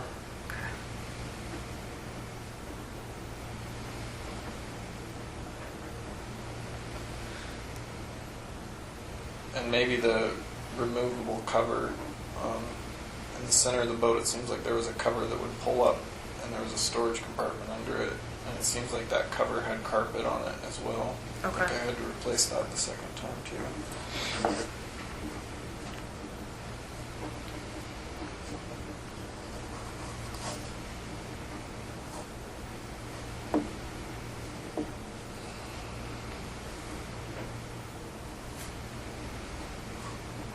Okay. Anything else about carpeting you can think of? Yeah. You had mentioned ropes too. I know these aren't really pictures of ropes, but I don't see the ones I was thinking of. okay. Those are all tow ropes for skiing.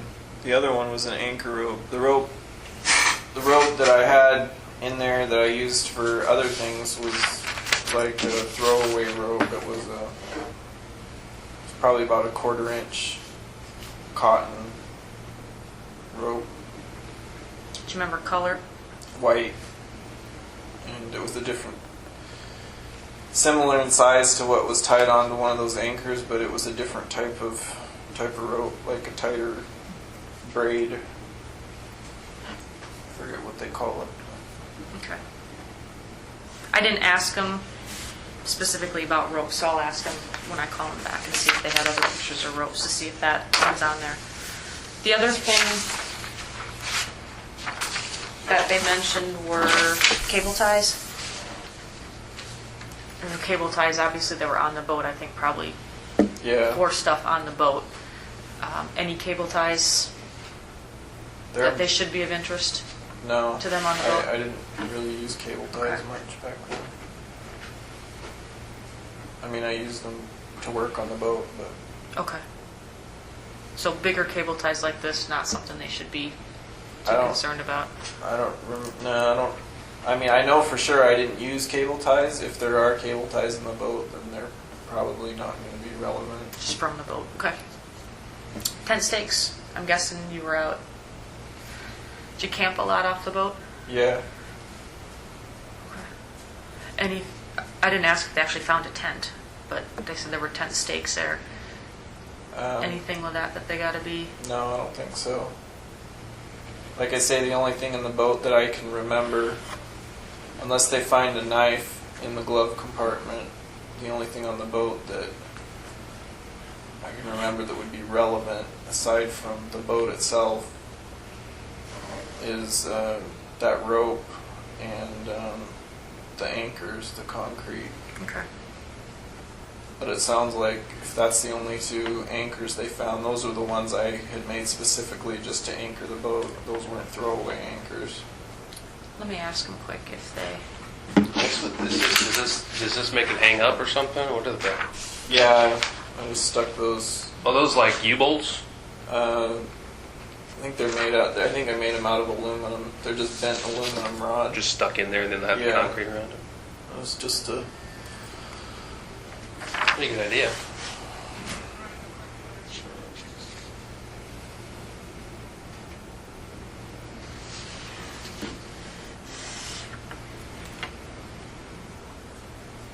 Let's see what he says back.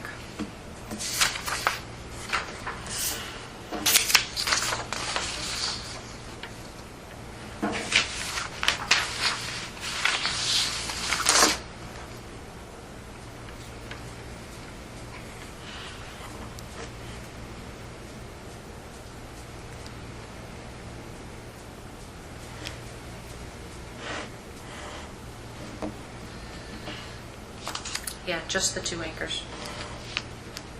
The 2 that are in the pictures here.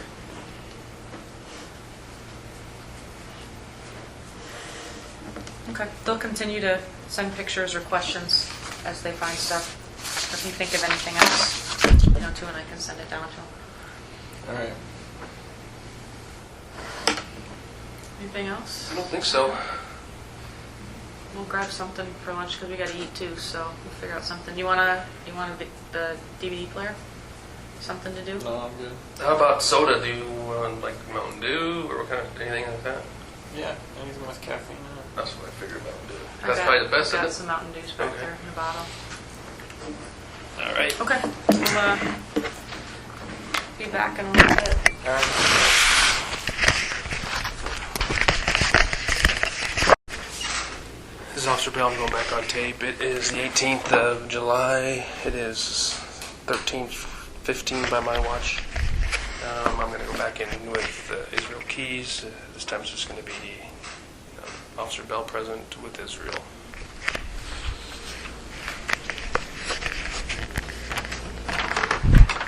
All right. We just talked about it again. It sounds like it's winding down at least. So you're kind of close, but they wanted to send me a couple more photos because we usually do that. Kind of where they're at. That's apparently they got the glove box open. Those are the things in the glove box. Maybe a registration. Yeah. I don't know if that's a phone Yeah. charger or something like that. I don't know what's on the floating. If there's something inside there or not. Usually that'd just be a keychain. There's a Right. bungee and it's just the rope you're talking about. That's just a piece of length of rope, anyhow. Yeah. But anyhow, that's just kind of what they're giving us. Like I said, it should be winding down. And I had one other thing I wanted to show you. Just out of my curiosity. See, you remember that? Yeah. That was in Texas. What's up with that? Handy tool. Huh? It's a handy tool. We thought it was like a weird thing to have with the way it was. Can I get a restroom break? Sure.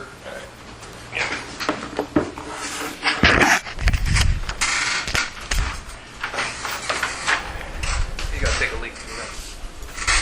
There, you flip that light on for me there.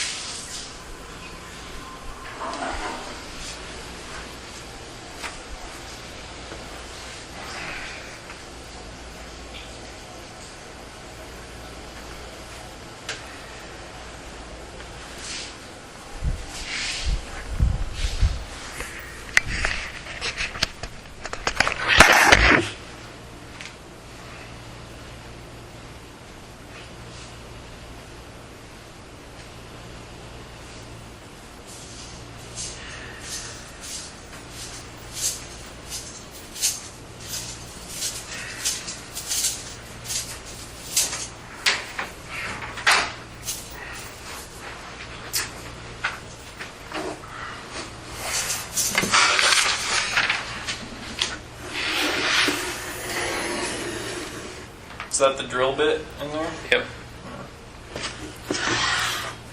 1/4 inch. Handy tool, huh? Yeah.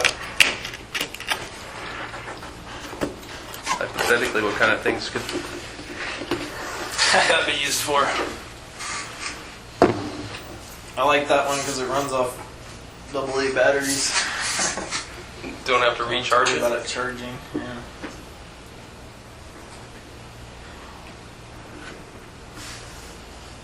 I'll take that to silence. I mean, someday maybe you'll talk about that. Yeah. I didn't use it very often. It was more one of those things that I had just in case. Just in case you needed to drill a 1/4 inch hole. Yeah. Never know. Usually I had driver bits with it too. I don't know. Maybe they weren't with me on that trip. Driver bits, like pilot bit. Just different types of screwdriver bits Oh, that fit in there. just carry the screws with you and stuff too. Sometimes.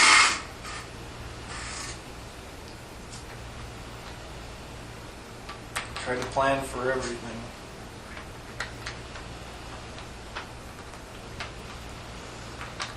All right. Well, like I said, they said they're winding down, so we expect any time here to. Frank left to go start his,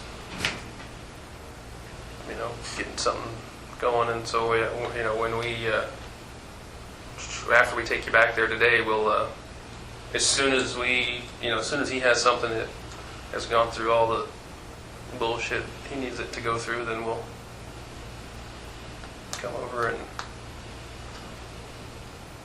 at least give you the opportunity to come over and present it to you. That probably would be the next thing we would come over for. And then other than, unless you want, Jolene's on another conference call right now, but am I right to presume that if we hear from Vermont, that I assume that they have a good enough relationship with their media people back there, that if the media, I presume the media will call them and say, hey, not for nothing, but we're doing this, whether you will or won't confirm it. And, we told you they're not going to confirm it, but it could be that their media is going to say, we've waited, we don't care if you confirm it or not, we're running with it. If we hear something like that, would you like me to at least still come over there and let you know that? We won't have to bring you over here for that or anything, but if they're going to run with it, then there's not much anybody can do about it. So no, I realize that, but previously you'd said you wanted as much heads up as possible, and that's kind of what one of the things we wanted to do today, give you that heads up. But if I find out it's imminent, I could certainly drive over there and they could pull you up to the front there, and I could just say, hey, pull you in that room like we're going to take you, but don't, and just say, I wanted to come over and let you know that. Yeah, well, that's great if you get that kind of warning, like if they're they're nice enough to let you know it. Well, we've asked the law enforcement there to do that to us if they get it. When we talked to them about that, they felt like they had that type of relationship that they've stayed off long enough with them that they would probably, although their relationship has somewhat diminished because of it, that they still might give them a. And it also could be that would be some type of idle threat that they would come and say, okay, you're not confirming anything, but we're doing it anyway, to see if they could get a response. So it still may not happen, even if they did that. But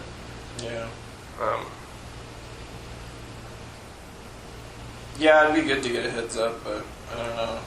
It's going to come out now regardless. So.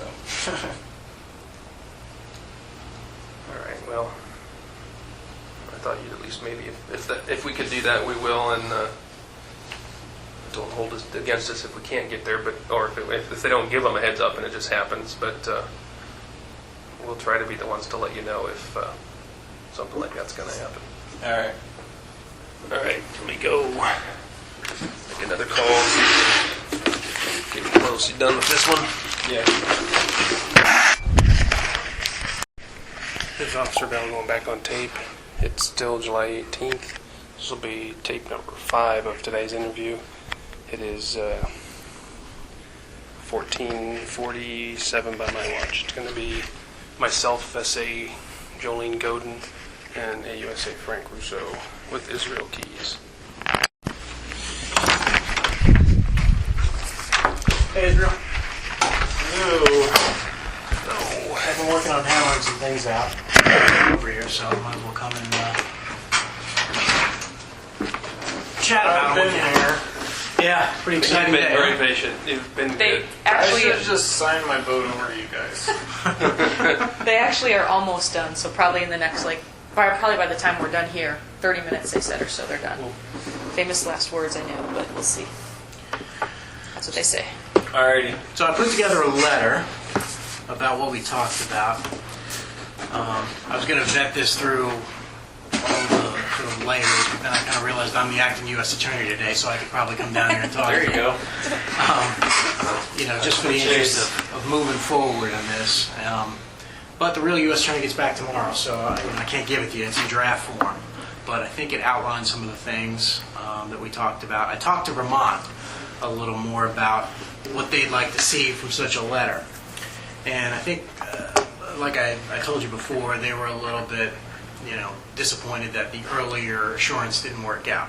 Right. So the only thing different about what we talked about is, and I think it explains it in here, but just so you're not surprised, is that they'd like to have more information on the New York homicide sooner rather than later. And I think there's a way to do that will satisfy your goals by essentially getting their sort of assurances in New York or wherever we need to first. But everything else in this letter would happen after you got basically what you wanted, which is basically the notice from the Attorney General. So take a look at it, read through it, and let us know what you think.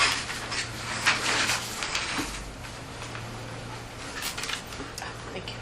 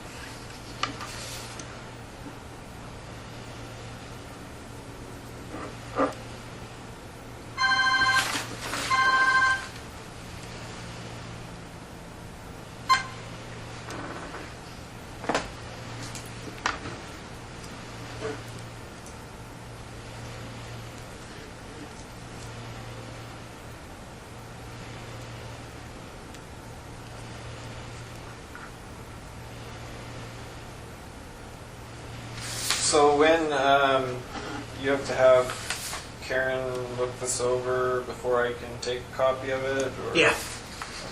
I'd have to have her look it over and sort of agree to the terms, since it's obviously ultimately a U.S. Attorney decision. I'd also give it to the Vermont U.S. Attorney to I don't take a understand look why at. Vermont, if you're charging the case, what do they care whether or not or when I give details on other murders? I think in their minds, they want to assure the victims, the Currier family, that you're serious about this and you're serious about bringing closure in exchange for allowing this to go forward in Alaska. So that what they articulated to me was, we'd like to go to the Currier family and say, hey, he's interested in this disposition and he's already started cooperation in it, and we know it's legit because he's already made that effort. That's what they told me, because I asked them. Yeah, and I think, from early on, I think, too, it's one of them things where they feel like they participated in at least by not, they could have been pretty brutal. They were getting a lot of pressure early on, so They could have released my name. Yeah, they could. From the get-go, right? I understand that, but as it stands now, my name's going to get attached to it anyway. That's what this whole thing is about. So I that's think going to be public knowledge. So, really, ultimately, the only person who didn't get what they wanted out of this was me. So, I understand why. I know why we have to go this route now, but the bottom line is now I'm going to be charged with this on completely separate.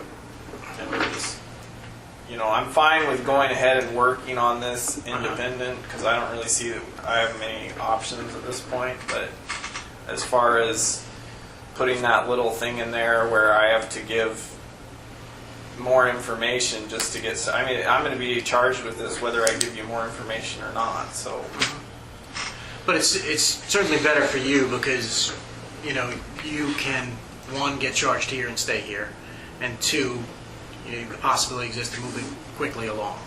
right. So there are those two things I think you're getting. And the other thing, that I think is not so bad about their request is I think it would give you an opportunity to see that this could work. To see how it works. So in other words, we'd go to the New York authorities and we'd go to wherever the person was taken from and get their agreement up front. Otherwise, hey, you're relieved. We'll tell Vermont, look, we can't get you to give information if it's going to frustrate your deal. Right. So I think in some ways it could be a good test case that you can see how it's working even before we go down, the whole road with the deal. So it might not be a bad thing for all of us to see that this can work. I think it can work, and I think the FBI thinks it can work. I know the guy in headquarters said it could work. Right. So, it's to me, you're only giving away one, I think, early on. And you get to see that it works. Vermont gets what they want. They're all happy. They're able to reassure their victims, and they agree to sort of let us dispose of the case.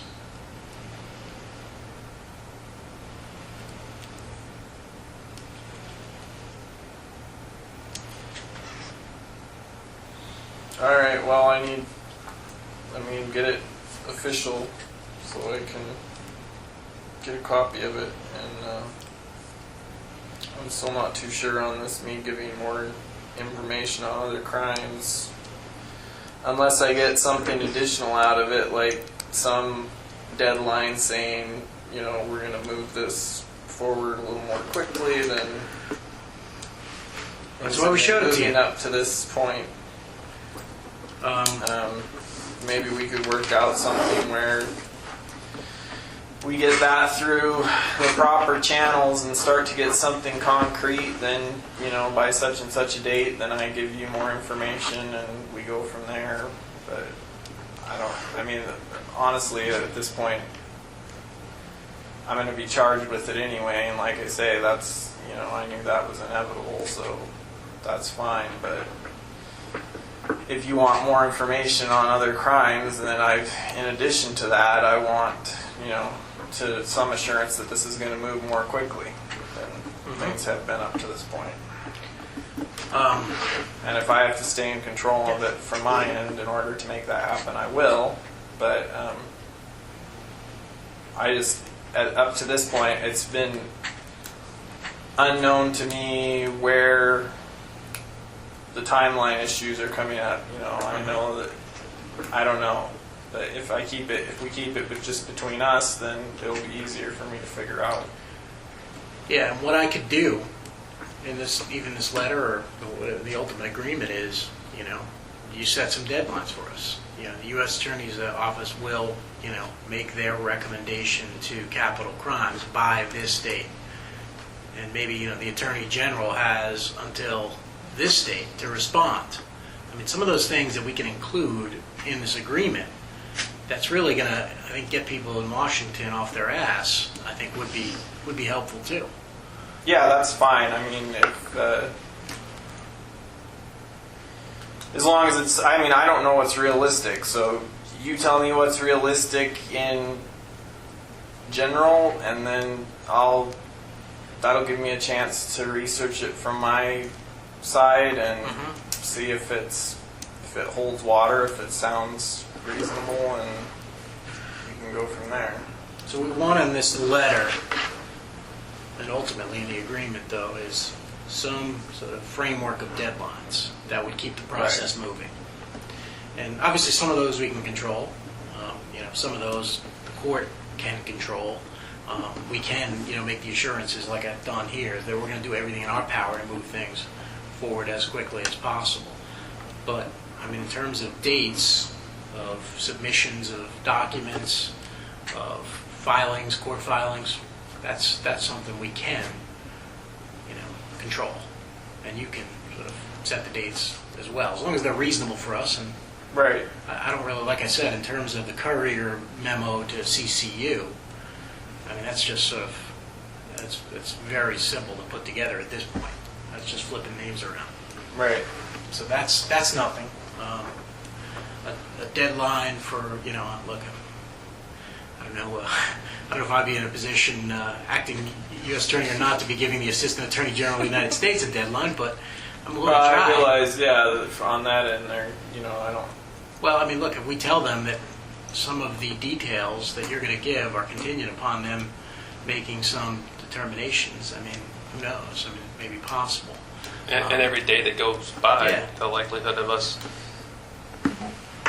being able to find or, I mean, let's admit it, the longer this goes, the harder it's going to be for us. Right. So that's Courier case, a good example. that's a deadline that we can work with, and I'm trying to think of other deadlines you'd be interested in that we need to put into an agreement.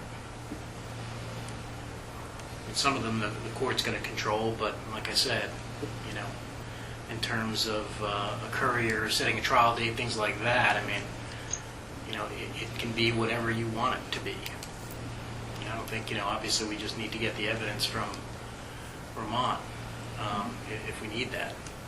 And like you said, there's ways, you know, like I can't provide you legal advice, but it's right in the statute about how the death penalty, if it is sought, can be imposed. You know, jury trial, both sides would, you know, have to agree otherwise if a court was going to hear it. You're saying it doesn't have to be a jury that decides the sentence? Yeah, no, in the statute it says that both sides can, if both sides consent, it can go before a judge. Oh, Yeah. okay. I thought that was something, Good to though, know. that you weren't interested in. I remember you saying this a long time ago about, like, well, you know. As The jury would judge, be it's better. true, jury probably would be better. Yeah. And it depends on the judge, too. So, you know, you have to evaluate what judge you get for the courier matter. Right. And you can think about that, and, you know, we can certainly think about that, too, because you wouldn't want to sort of frustrate your ultimate goal. But, yeah, that's in the statute. But, yeah, no, I can work at least those two deadlines, hopefully, into something and run it up the flagpole. Yeah. All right. So I'll insert those. Anything else in here that... Well, as far as other jurisdictions, I mean, if we're able to work something out concerning this to where it moves quickly from my perspective. You know, in return, I'm fine. I'll give you more information on the 2009 thing in New York. Any other information is going to be contingent on how things go. I'm not just going to lay everything out. Sure. Yeah, the But, only, you know, it's as things move along, that's not to say that, you know, more information can't come out. So. yeah, I think in there it says that, we contemplate this is going to be a gradual process. The only caveat being, look, it may be helpful for your purposes, not ours, but for your purposes to list, all right, he is admitted to 11 murders in 6 jurisdictions that he has identified. And that's something that can go in the memo for the Courier case. Right, yeah, I see your point. That doesn't on give us that, anything. but- Doesn't give us any information, really, Right. than we really already have, Actually, quite we frankly. kind of have that. We just, right? And it would Right. be giving us much more. Just It's confirmation for them in the memo, and that, look, there's the mission of these jurisdictions that, we're going to contemplate working with and resolving some cases in their area in exchange for, what you want. All right. So, all right, sounds good. So I'll run this up to the U.S. Attorney when she's on a plane now, and then I'll toss around those deadlines with the guy from D.C., see what he thinks of them. But in terms of the deadline for us, that's simple. I can assure you of that. It's just a matter of the deadlines for them to respond to this the Courier matter. If we can set something and that's reasonable and they work with us, that accomplish everybody's goals. All right. Well, I mean, hypothetically, if Vermont were to charge me, they wouldn't be charging me right away anyway, would they? Well, no, not while this is going on. I mean, they understand. I've been on the phone with them, and they understand this is, a real possibility. So they're not running to the grand jury or anything. They understand you're in custody. I think they're going to say at this press release, the person's been in custody. There's no danger to the public, so that's going to take some of the heat off them to charge immediately. Right. So we have some time to work with, but again, your ultimate goal is, if it's speed, we want to do this sooner rather than later. Right. So, like I said, I worked on this, right after I got back, and figured you were here, so we might as well get things rolling. I don't want to waste time. You don't want to waste time. No. So, All right. let's get it moving. and so, like I said, what we'll do is if he runs this up the flagpole, and as soon as he gets it back, and it's something that we can have you look at again, that's when we'll come back over to pull you back over. Other than that, if you'd like, I'll drive over there and let you know if I think some imminent media release in Vermont is happening. Just All right. So you know. Good Friday enough. morning seems to be the day they're targeting, so which is going to be 5 a.m. here when they do it, probably, or 6 a.m. that's the press release where they're not Yeah, going to but attach they're not going to attach it, but who knows So, what the press will do. anything that potentially would happen would be after that. Right. Okay. Good All right. enough. Let me Sounds step out and just confirm with Washington that they're good, we're done, and then Okay. I'll come back in and let you know. And All right. get you back over. See if Steve's Good, I got. already texted Steve, Rounded so up. he's getting it. Okay.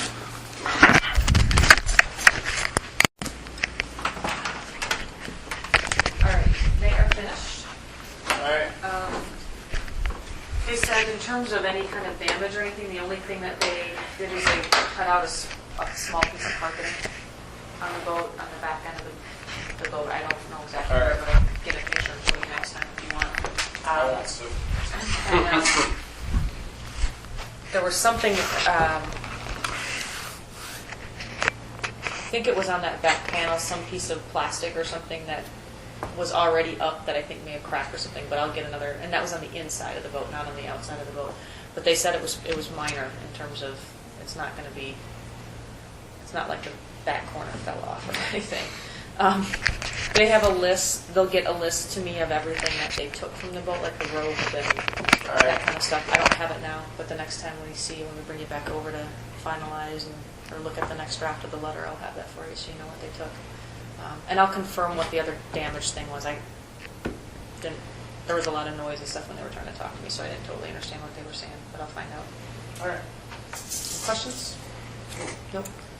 You want to piss Sorry. here or anything before we go back? No. Okay. Sorry it took so long. I know it was a long day. Thanks for being patient. Blame So the Constitution. You were very patient. I thought you would be a little more particular about the food. We gave you an offer for food, and I thought, what if he wants Club Paris or something? Any old magazines. So let me see if he's got his guys, and then we can head out. Ready, so.